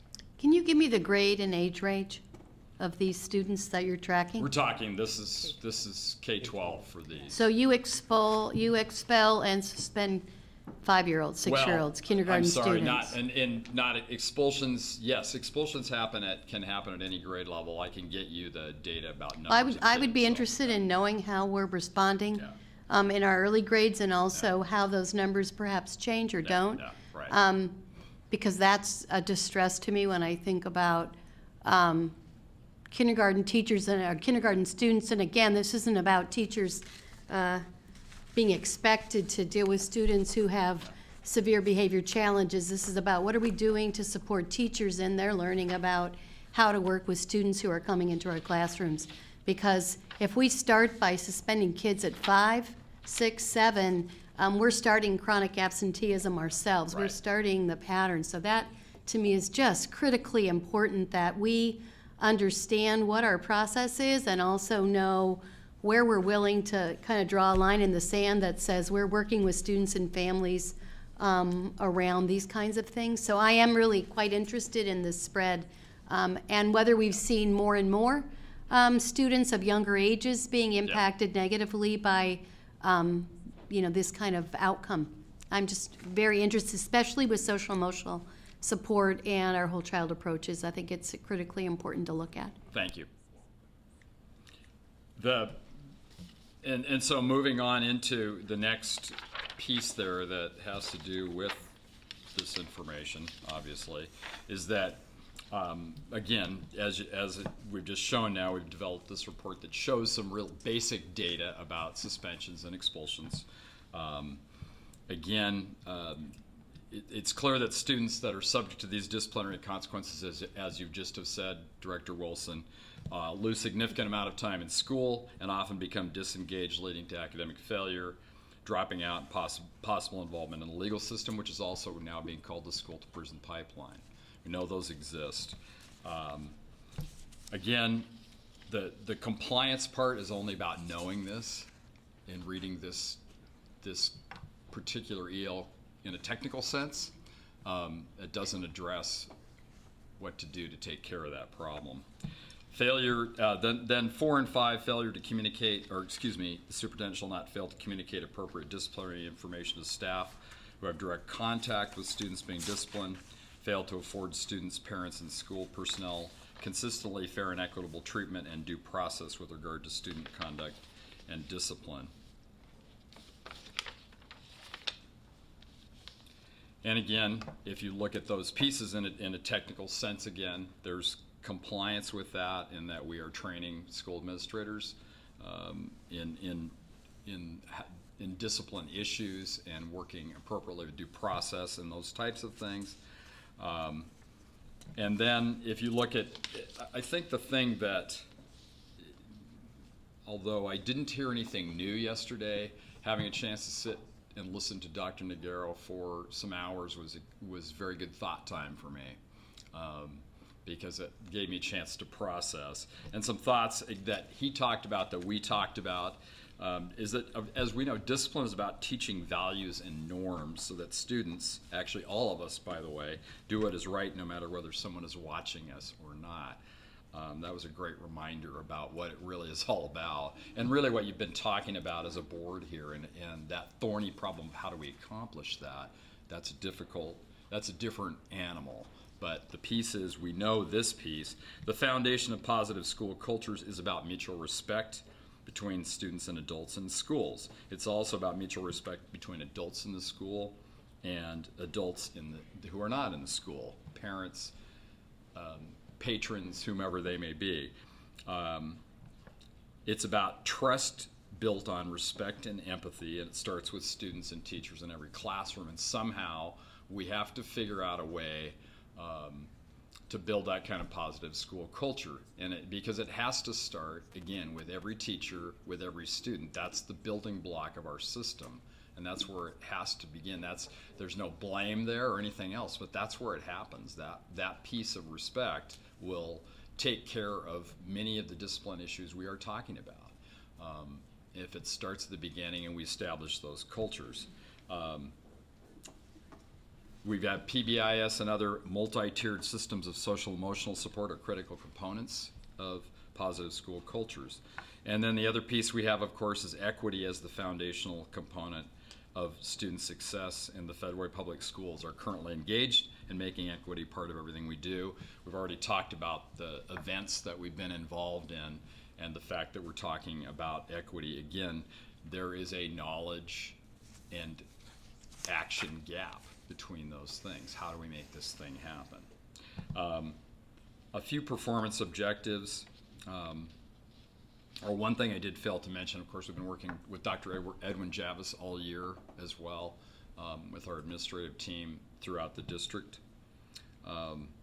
We've talked about one things, and when we met and talked about E3 last week, you pointed out, of course, that some of those things that we called, we labeled as performance objectives, it actually fit probably better in, as you know, in EL 14. I think the components of behavioral intervention plan from pre-K to 12, and I think Dr. Wilson, excuse me, sorry, Director Wilson,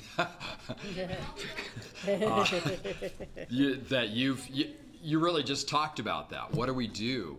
What are we doing to effectively address behavioral challenges at all levels?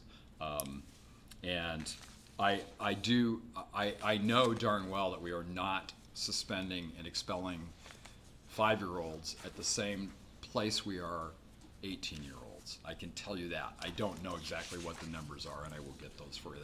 That's a fine and good next step question for us. We also did this common business practice piece with our internal data. Will help us as well understand more. Aligning the rights and responsibilities handbook, and particularly in the zero tolerance area, is something I will be taking on as long as that works as we move forward with the organization. I think particularly zero tolerance. I think a lot of the rest of it, I don't want to have anyone be under the illusion that simply changing definitions of offenses or our consequence for offenses is going to change this, however, because I don't think that addresses the positive school piece at all. I think that's about just the consequence part of it, which is part of it, but not the big part of it.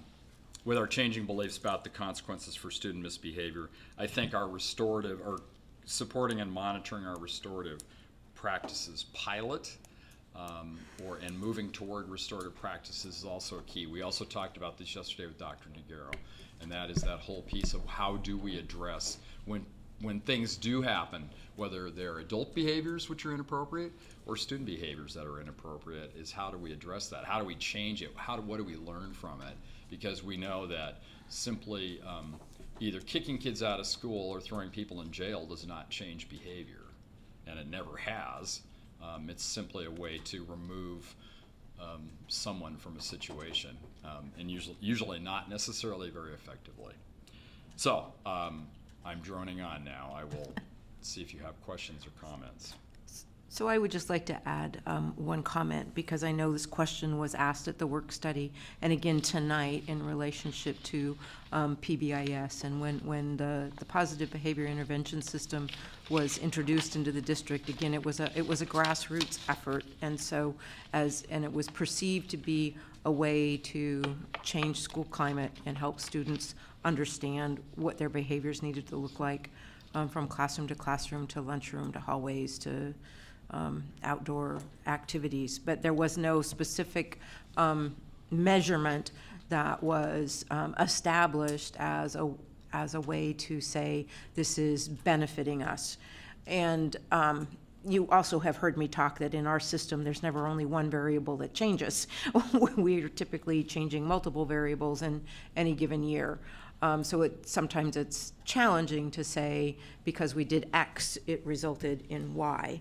But with the restorative practices pilot, part of the plan before we fund it is that we have some pretty specific year 1, year 2, and year 3 measurable outcomes. So we have something to say this is what we were aiming for and we made it or we didn't make it. And so we have some way to learn from those pilots and determine whether or not that is a methodology that will help change the disproportionality in discipline that we're experiencing. And if I may add to that, my apologies, I'm droning on again, but the whole piece of, I think, again, another piece we talked about yesterday during the session with Dr. Nagaro was that simply adding the restorative part onto the existing system is not going to change much either. You have to have that positive school culture. I keep going back to that. I know you're going to get really tired of hearing it, but it's really what has to happen, and what intuitively as a young teacher I think I knew, that relationships with kids change outcomes because there's not this constant back and forth battle. It's fun every day. Kids are engaged. That to me is such a key to all of this. And we have to find a way to make that happen. And I think, what's critically important, and I'm just going to push back a little bit, this isn't about students, this is about adult behavior. Thank you. This is about students who know from classroom to classroom, hallway to hallway, building to building, what's acceptable behavior. Because when kids have to guess, and when teachers are the ones that it depends on how they're feeling that day, whether they like you or not, whether you have a hat on or not, whether you're clicking your pen or not, those are all things that are pushing kids out. And I think it's really, I love the framework, I love PBIS, but what I love about it is it's changing adult behaviors. It's not about changing our children, it's being clear It's being proactive. It's setting them up to be successful. And I just think that's so important, and families need to hear that as well, that the values are not about teaching children values that families should be teaching. It's about how it is we're creating that culture of adults in those buildings to accept children where they are and to help form them and to help shape them into those responsible adults that we're looking for. And those are those behaviors you measure. You measure how many times kids goes down to the office versus how many times they went before. I mean, those behaviors are child behaviors, but they're still based on, adults. And I just really want to keep saying that, because this is not about changing children. This is about kids. Families give us the best kids they have. They don't leave the better ones at home, and their kids, they need to know their kids' spirits are safe within our care. Thank you. And that's the most important thing to me, and I think we need to continue to focus on that. And the only addition I would have is that I will just keep saying it again, because I will belabor the point as well, that when we talk about positive school cultures, that's about what we all do. It's not about just kids and making sure kids follow the rules. I don't think that doesn't work either. This isn't about rulemaking and rule enforcing. It's about, again, I say those words again, it's about trust built on respect and empathy, which is all of us. That involves every person, no matter how old we are in the system, whether we're students or adults. So, thank you. So one other question I have, did you have a question, Director Gerge? One other question I have is, I know we're going to pilot, I believe, at 2 schools restorative practices next year, right? Kylo and Sahalia is the plan? We're looking at 4 at least right like now, 4, for sure. okay.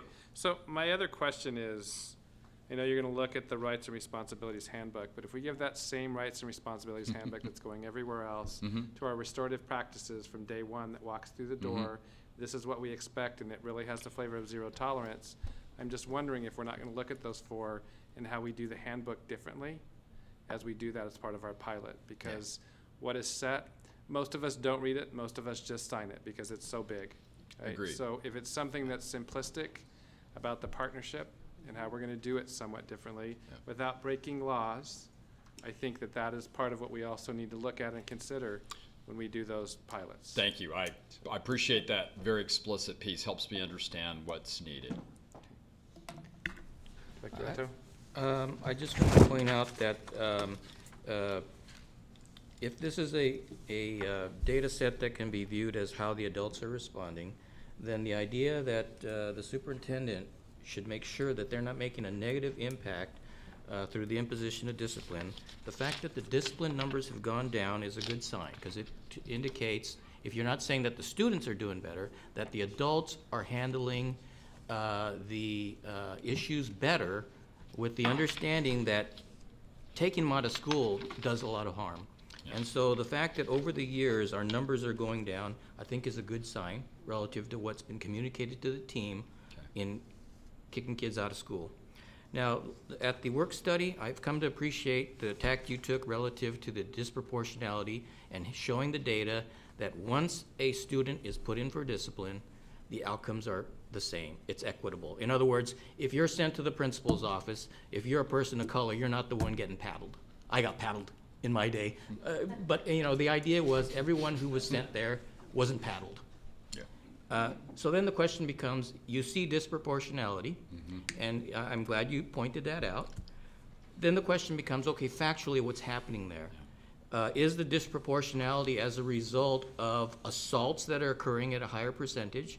Or is it the idea that adults are perceiving things differently for a different population, and therefore driving the numbers up in an unfair manner? And once we get to that data set, then disproportionality becomes a problem. Right now, disproportionality is just a number. And right now, we have to look deeper into it, just like you did, relative to, okay, once you're being disciplined, is the discipline equitable for the infraction? So I think there's an opportunity here to delve deeper. And maybe connected to discipline, rather a student engagement. I'm still kind of in the camp, though, that this kind of disciplinary data has a lot of cloudiness by adults reacting to students. Correct. Thank you. And anybody else? So one other thing I'd add to what Vice President Wilson asked for is to really look at it by school. Yeah. Do we have, I mean, when we see overall district numbers, part of me wants to have understanding about, is PBIS working? Is it making a difference in what we're doing? Right. Is so look at those schools that wherever they're at in stages to see what those numbers look like over the last 3 years at schools. I'm not saying getting lower than the school level, but if we're doing the work, is it making a difference? Because if it's not making a difference, then why are we doing it? Yeah. Right? Or if we're doing it, maybe we're not doing it the right way, and there needs to be some intervention that we help to make sure we're doing it right. Thank you. So that's another piece I'd like to see. Good. Is just to have the understanding at the school level, because I know that, like Sahali that's going to do it has been doing a lot of work about PBIS, and they're up there and they're really taking the time to ask the students what happened, where are we, what are we doing, and I don't believe that's happening in every school. Thank you. Thank you. All right. Superintendent McLean, EL1 and EL2, do you want to do them together or separate? One right after the other? Yeah, one right after the other, that works too. I'm not sure I can get a vote at the same time. Thank you. Thank you. So according to the policy governance calendar that we adopted this last fall, EL1 and EL2 were slated for submission this evening. EL1, the executive limitation EL1 is expectations of the superintendent, and it specifically states the superintendent shall not cause, allow, or fail to prevent any practice, activity, decision, condition, procedure, or organizational circumstance which is unlawful, unethical, unsafe, disrespectful, imprudent, unfair, inequitable, disruptive, undignified, or in violation of contract, board policy, or collective bargaining agreements. That's a lot of don'ts. It's a lot of don'ts. I'm not sure we have great definitions for imprudent or undignified. So if we're looking for wording changes, I might suggest we remove those two words. And again, it's always difficult, the challenge under policy governance is to say, okay, here's my interpretation, and then to say, well, we're in compliance. When you're in an organization as large as ours, there are always things that are happening. But I think the issue is whether or not the things that are happening are being dealt with organizationally. So the interpretation that I've applied is that the district's in compliance, or that we have appropriate policies, practices, and internal controls in place, and are following RCWs and WACs put forth in the statutes of the state of Washington. You might recall that we learned last year that the superintendent was supposed to be sworn in. There's actually a rule for that. So to the best of my knowledge, the superintendent and staff work to avoid unlawful and unethical behavior. And when conditions are brought to our attention through any variety of venues, it can be a parent complaining to a teacher or a principal, or to leadership. It can be through a labor grievance. It can be through, a lawsuit. It can be through any of the monitorings that the district is subject to, whether it's through the state auditor's office or through a program compliance review. All of those activities, any questions of concern are responded to. So while we can certainly say there have been places where perhaps we've not been 100% compliant, when things have been brought to our attention, we've certainly worked swiftly to resolve those. So that's my quick recap of EL1, and with just a suggestion that if we move to change the wording, that I'm not quite sure how we would define a couple of those words. Any questions on EL1? Okay, so it'll be up for approval at the next meeting. EL2? EL2 talks about organizational continuity and executive succession. You guys have made this really an easy EL2 for me to write about. Basically, the EL2, as a board, you want to be able to ensure continuity of district operations, and the superintendent shall not allow the district's leadership or any critical functions to be unprepared to respond to conditions that can stop or otherwise impede district operations. And it goes on to talk about, in order to protect the board in the event of sudden and unexpected loss of the superintendent's services, the superintendent shall not fail to assure that at least one other executive staff member is familiar with board and superintendent issues and processes. And the board obviously had the opportunity to implement that part of the executive limitations by appointing me as interim, and I would be so bold as to say that I was sufficiently familiar and experienced with board and superintendent issues and processes, and assumed the position with reasonable proficiency on an interim basis, and that you have guaranteed our organizational continuity with your announcement of a permanent superintendent, Dr. Tammy Campbell, who, as I've mentioned on more than one occasion, I've been working quite closely with. So again, I believe we are in compliance. Any questions? Here again, the compliance is not questioned. I mean, there were no emergencies, but if we're going to take the tack that policy governance is a means toward process improvement, then I'm going to ask whether we could have complied better. As an example, was there ever an instance where the board president or vice president could not get a hold of you or did not know who was acting in your behalf? So maybe there could be a protocol of stating for your team and also for the board officers who's in charge while you're absent. I mean, if there's a protocol that's in place to do that, that's great. But if not, maybe that's an area where we can improve. That's my only comment. Anything else?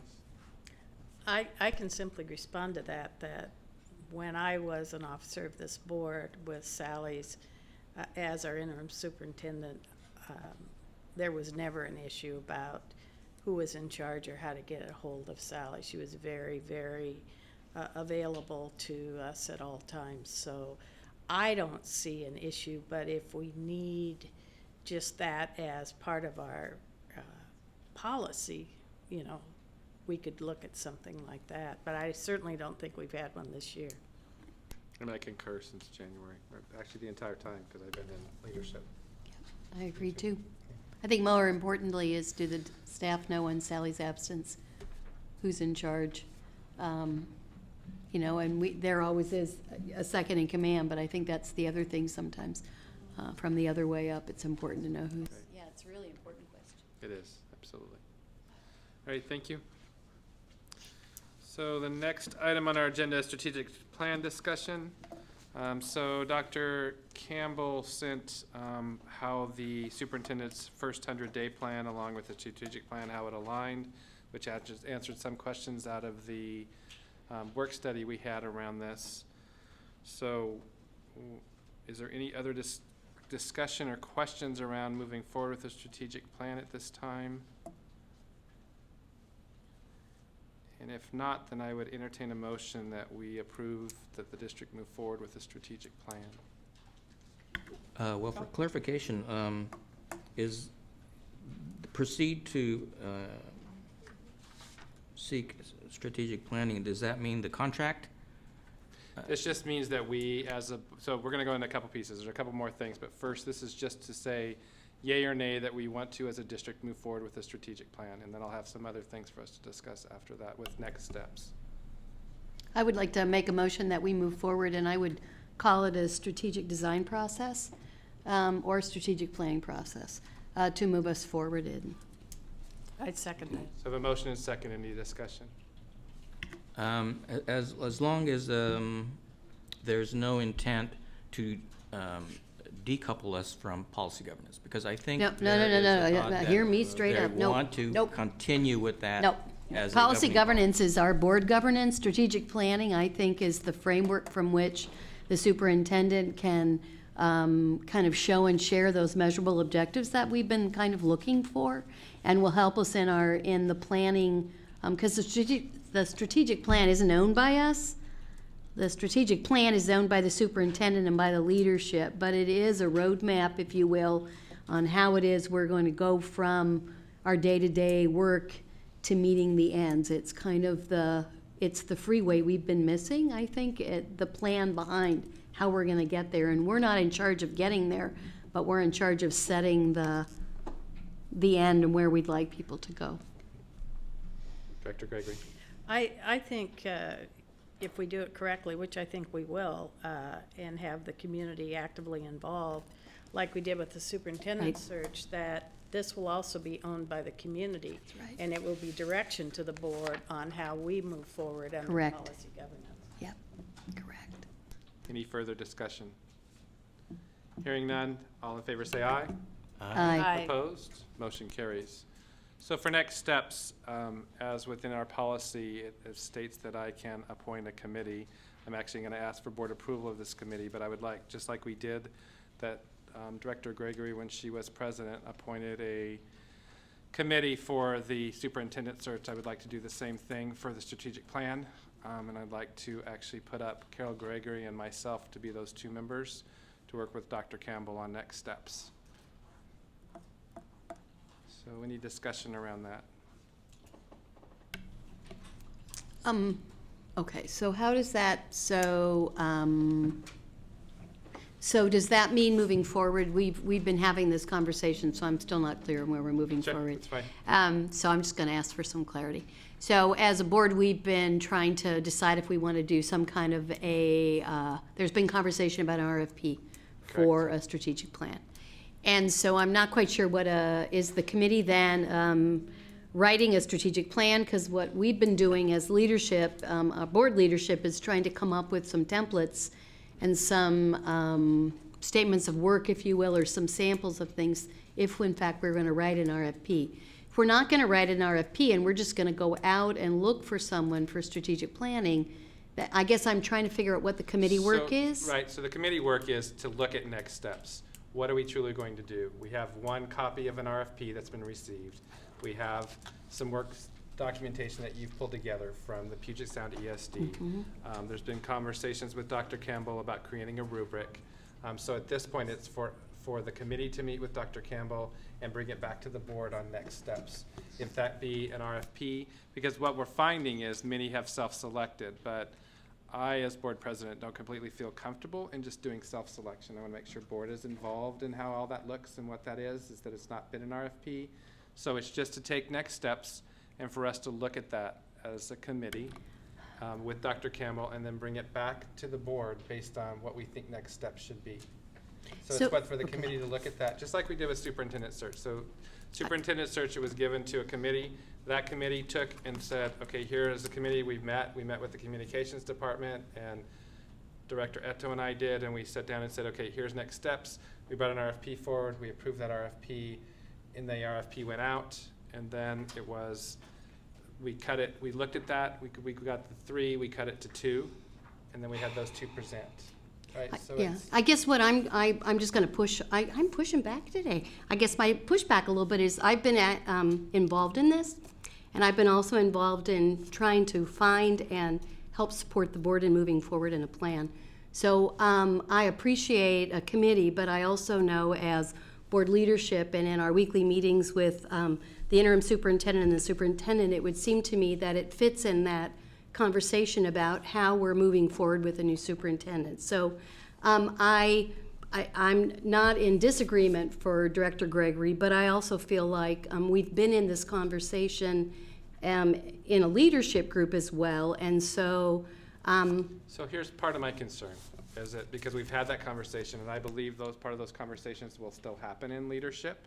It's not like there won't be, but for me to present a committee of just leadership to the board, I felt like there could be dissension if it was just leadership that moved forward. So that's why I asked Director Gregory if she would like to be involved in it. Those conversations will probably be dual. We can't have more than 2 of us discussing at any one time. So the committee will meet. It will still be shared in leadership. There'll still be input allowed at leadership. And we'll make sure then everybody's on the same page on what next steps are that we'll bring back to the board. So I'd like to support the president on selecting a committee. I want to clarify, though, that because 4 out of 5 of us could be changed out in November, that we do have longevity with Carol staying on through November on this initiative. And if that's the case, I don't see any reason to oppose. So I would. And I just want to be, so I still want to know what the work of the committee is, because I don't know if we're in agreement. Because what I was hearing as a So I board would- was I the would board was ask- looking for an RFP. So is that what the committee will then be working on? So the committee will sit down with Dr. Campbell, right? So Okay. this will be Dr. Campbell's piece. You've said Dr. Campbell will This own the is true. strategic plan. Correct. So the committee will sit down with Dr. Campbell, Okay. discuss with her what her vision is and how she wants to move forward, whether that be out of just creating a rubric that we then look at and send out to a few companies, or if we go the route of RFP. Once the committee and Dr. Campbell decide that, I'm sure it'll be discussed in leadership, and then at that point, we'll bring it to the board to vote on. So we've changed our direction in some respect in order to move forward. It's actually trying to make committees so we can become more No, nimble. that's what I'm saying, yeah. Because we've kind of, we've That- struggled for 8 weeks. That's kind of in what, this that's spot. what you heard me Yeah. say, Yeah. that we're doing this in committee because we've been trying to do this as a board, Yeah. and we've been unable Yes, to land that's a or good way to move put it. forward at all. Yes. As a group of 5 trying to do this. Correct. Thank you. Sure. So now I want to entertain a motion to approve the committee that I have appointed. I move the committee be established with President McAnally and Director Gregory. I have a motion. Do I hear a second? A second? Motion and second. Any further discussion? Hearing no discussion, all in favor say aye. Aye. Opposed? Motion carries. And now our last item from Executive Director Mr. Mayberry on 3A that was pulled off consent. After his presentation, we will have to make a motion again to accept or decline. So just make sure we're aware of that too, since it was pulled.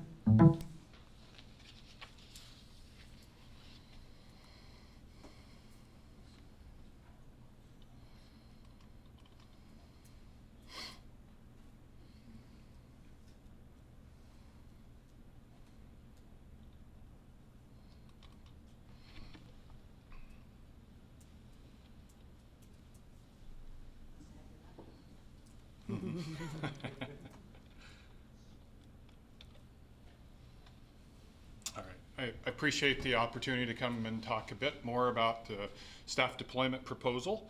And as you know, it was part of our consent agenda. It's been pulled off to the rear side of this meeting. So I'm going to seek to update you a little bit, remind you of a few of the points that I made 2 weeks ago, and also update you on our leasing and why not an RFP. Again, computers age out sooner than the 5-year plan due to not having enough RAM, or at least not future enough RAM, processors, et cetera. That resulted in lots of models that we've been supporting, unequal distribution of computers to certificated staff. So this whole proposal is to kind of support that. This is the model that we were looking at putting out. It's 100% replacement, so all at once, not instead of a third, or as we currently do, 20%, 20%. This is the basic setup, the middle part being the portion we're talking about today. The 2 outer pieces, the projector, the document camera, are part of our multimedia deployments, which we're completing this summer at our 4 comprehensive high schools. And by the way, you do have an updated 1-page document in your folder, along with an email that was forwarded by Superintendent. Key things are the improvement from a 3-year to 5-year. This is roughly 1,500 certificated staff, plus hot swaps, staff growth, and some machines for our guest teachers. Full manufacturer warranty will cover us during the full term of the lease. 1 model to support for 3 years instead of those 8 to 10 that we have out there now. It does give us mobile access while maintaining many of the features of desktops that some of our staff are still very used to. So our finance method for this, our best quote has been one that brings us a 77% of original value. This original value of this purchase is $1,700,592. That's in the WSIPSI contract 14-01. Versus our actual lease cost over the 3 years of $1,527,472 for a net savings of $173,120. So that's just comparing the, if we were to buy it outright, use it over 3 years, what it would cost us versus the actual leasing. Micro K-12 is the vendor we've used. It's under their quote number 53832, and it provides us pricing under WSIPSI contract, that's a state contract, 14-01 for the hardware package, and financing from Insight Financing LLC rolled into that same quote. So our vendor, Micro K-12, whom we've worked with for many, many years through those state contracts, has included that financing as part of their quote. This roughly marches out our annual cost of this from year 1 to year 3 of this contract. The actual total number is what was on the consent agenda tonight, the $1,527,472. I want to, since I did have the opportunity to come up tonight, I definitely want to thank Director of Risk Management and Purchasing, Diana Seeley.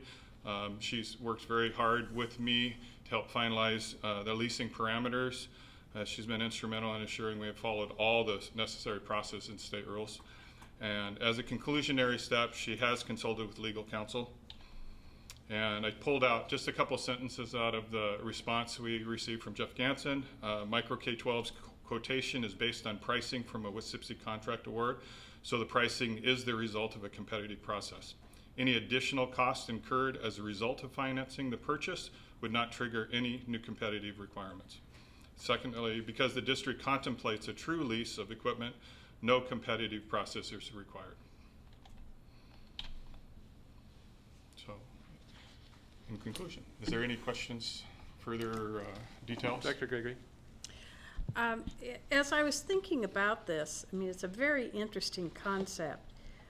What my questions are is, how did we come up with this set of technology pieces, and how does that relate to our teaching and learning work? Because I started wondering, are we planning, is the technology being planned to support our teaching and learning work, or are we concentrating more on what we think we're going to need in the area of technology, and the alignment may not yet have been discussed? And I also wonder, Sally and Ron, has Dr. Campbell been involved in this discussion about this equipment?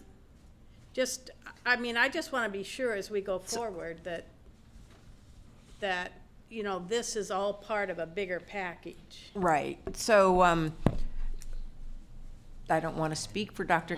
Tammy Campbell, but I know when we talked about this, the one thing that we contemplated was this would give us the opportunity to shift email clients if we were changing workstations for all 1,500 teachers. Does it make sense to also change email clients at the same time? That's not a question that we have answered yet. And I know in Ron's presentation at the last board meeting, he talked about some of those connections with Teaching for Learning and having two screens, the laptop screen and the desktop screen, allows teachers to be in the student information system, taking attendance or doing whatever kinds of organizational functions they need to do on that side, and the other screen can be used for displaying the learning objectives of the day, or the lesson, or the video, or whatever is being shown, so that there is, while none of us can multitask, which we all learned at WASDA, right? ABC 1, 2, 3. At least I can't imagine not working with two screens. I've worked with two screens for so long, I can't imagine having to go back to one.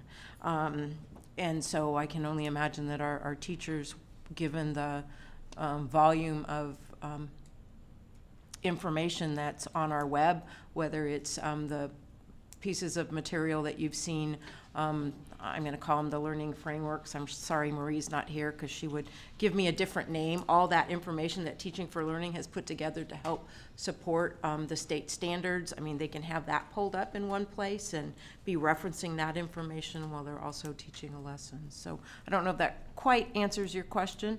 I mean, the challenge, I think, with technology is it changes so quickly. What we know we need today may not be what we need in 3 years, but shifting to this leasing concept certainly allows us within our current resources to provide the same platform to all teachers and have a method for upgrading it routinely at a much faster rate than we've been able to do with the original design of the first tech levy, which was replacing equipment every 5 years. Well, and I understand that, and I'm not questioning the leasing concept. I'm very intrigued with that. I guess I'm just wondering, are those the pieces of technology that we're going to need, and have we had those conversations between Teaching and Learning and on this information? I would say that one of the challenges in our present situation is we have a lot of teachers with desktops. So when Teaching for Learning is asking technology to be part of their professional development, they're challenged with trying to bring in old equipment that may be in carts that they've tethered together from discarded staff machines, basically.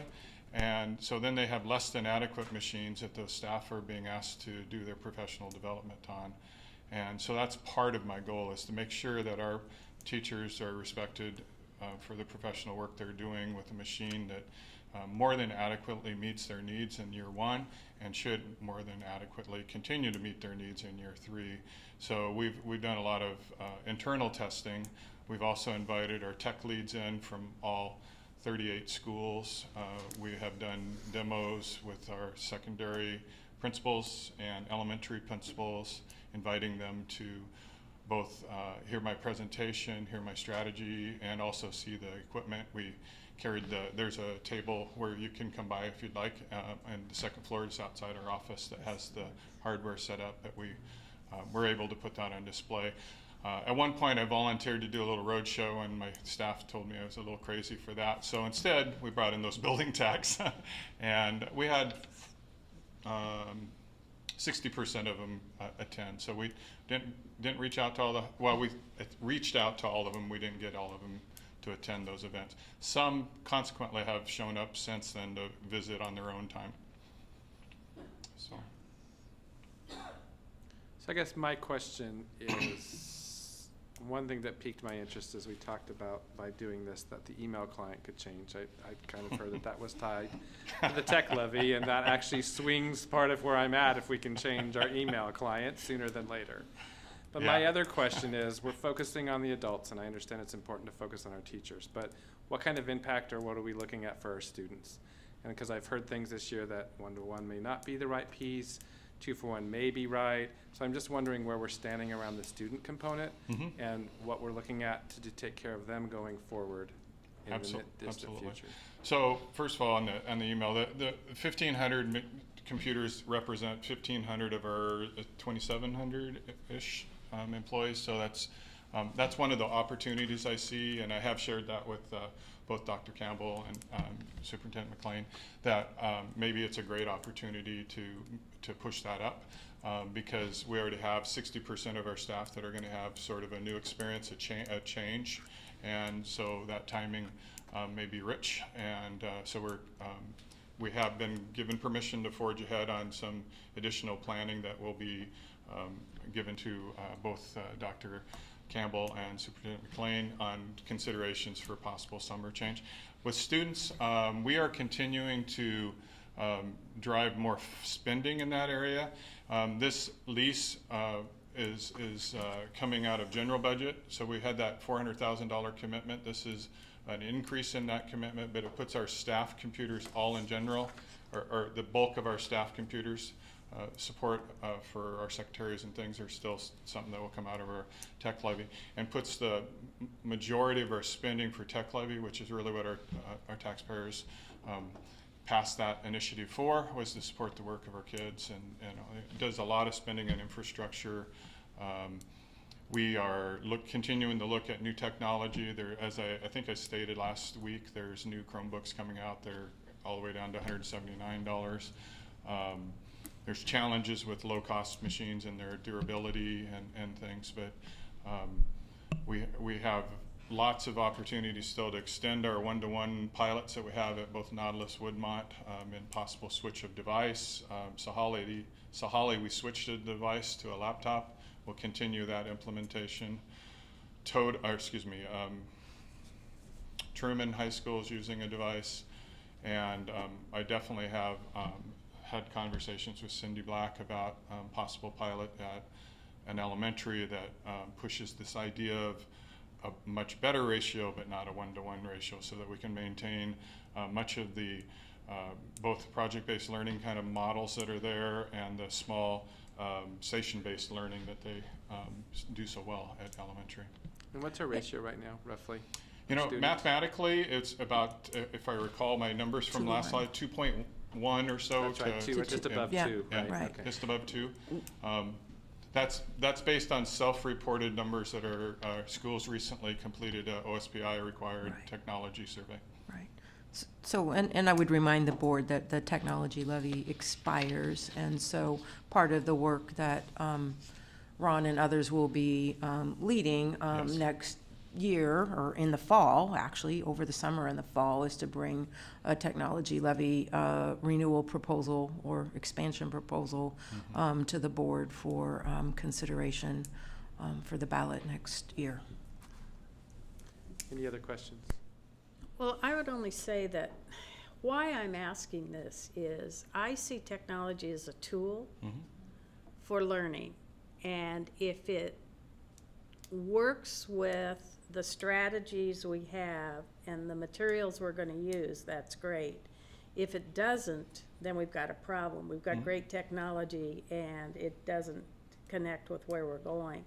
So I would only hope that if there hasn't been a conversation about, you know, where we're going academically as well, that occur before we, as a one measure to make sure that we're absolutely on the right direction. I'm not at all opposed to what you're suggesting if it's the right thing for us. Sure. So, Ron, can we just, what if we delay this 2 weeks? What's the impact of delaying it 2 weeks, allowing conversation with Dr. Campbell, allowing for us to hear from Marie to understand where we're at with alignment for TFL? What kind of impact does that have to you by delaying that 2 weeks? It will take most of the padding that we have. The computers ship from China. They take 6 to 8 weeks, and then our vendor needs them for 2 weeks, and then the deployment takes place over 2 to 3 weeks. Right. So it may make it. And you don't want to be doing that the last week of August. We need those new systems in the schools By this second week when they start. When Teaching for Learning starts to do some of those 4+1 day trainings that they're planning. Well, I will make the motion, but I also want to be sure that that conversation will take place before we actually submit that, if it hasn't already. Yeah, if you're asking whether Marie Verhar and I we've had many conversations about this, and the impact in a positive way on our certificated staff, and when so certificated staff from nurses to our teachers, because they all have different challenges. Their jobs add to it, and our teaching, those 1,250 teachers are very much a key part of this conversation. And from the instructional technology perspective, as we look at different strategies that embed tools like Dreamweaver, or excuse me, that's a different piece of software.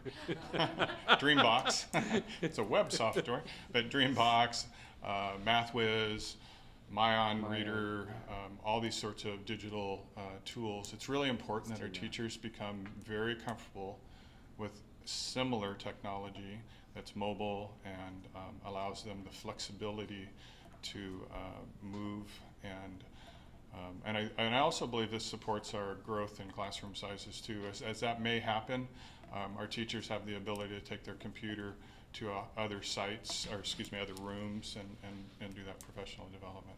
But yes, Maria and I are very much on the same page on this. She's not here this evening to speak, but. Okay.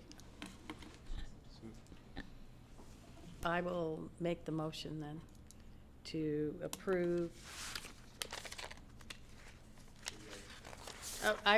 Do we need a motion? Because we've taken it out of a consent agenda. So it's just a motion to approve. Okay, I then make the motion that we approve the purchase or the leasing of the computer proposal as Ron has recommended, or Sally has recommended, actually. I second. So the motion is second. Any further discussion?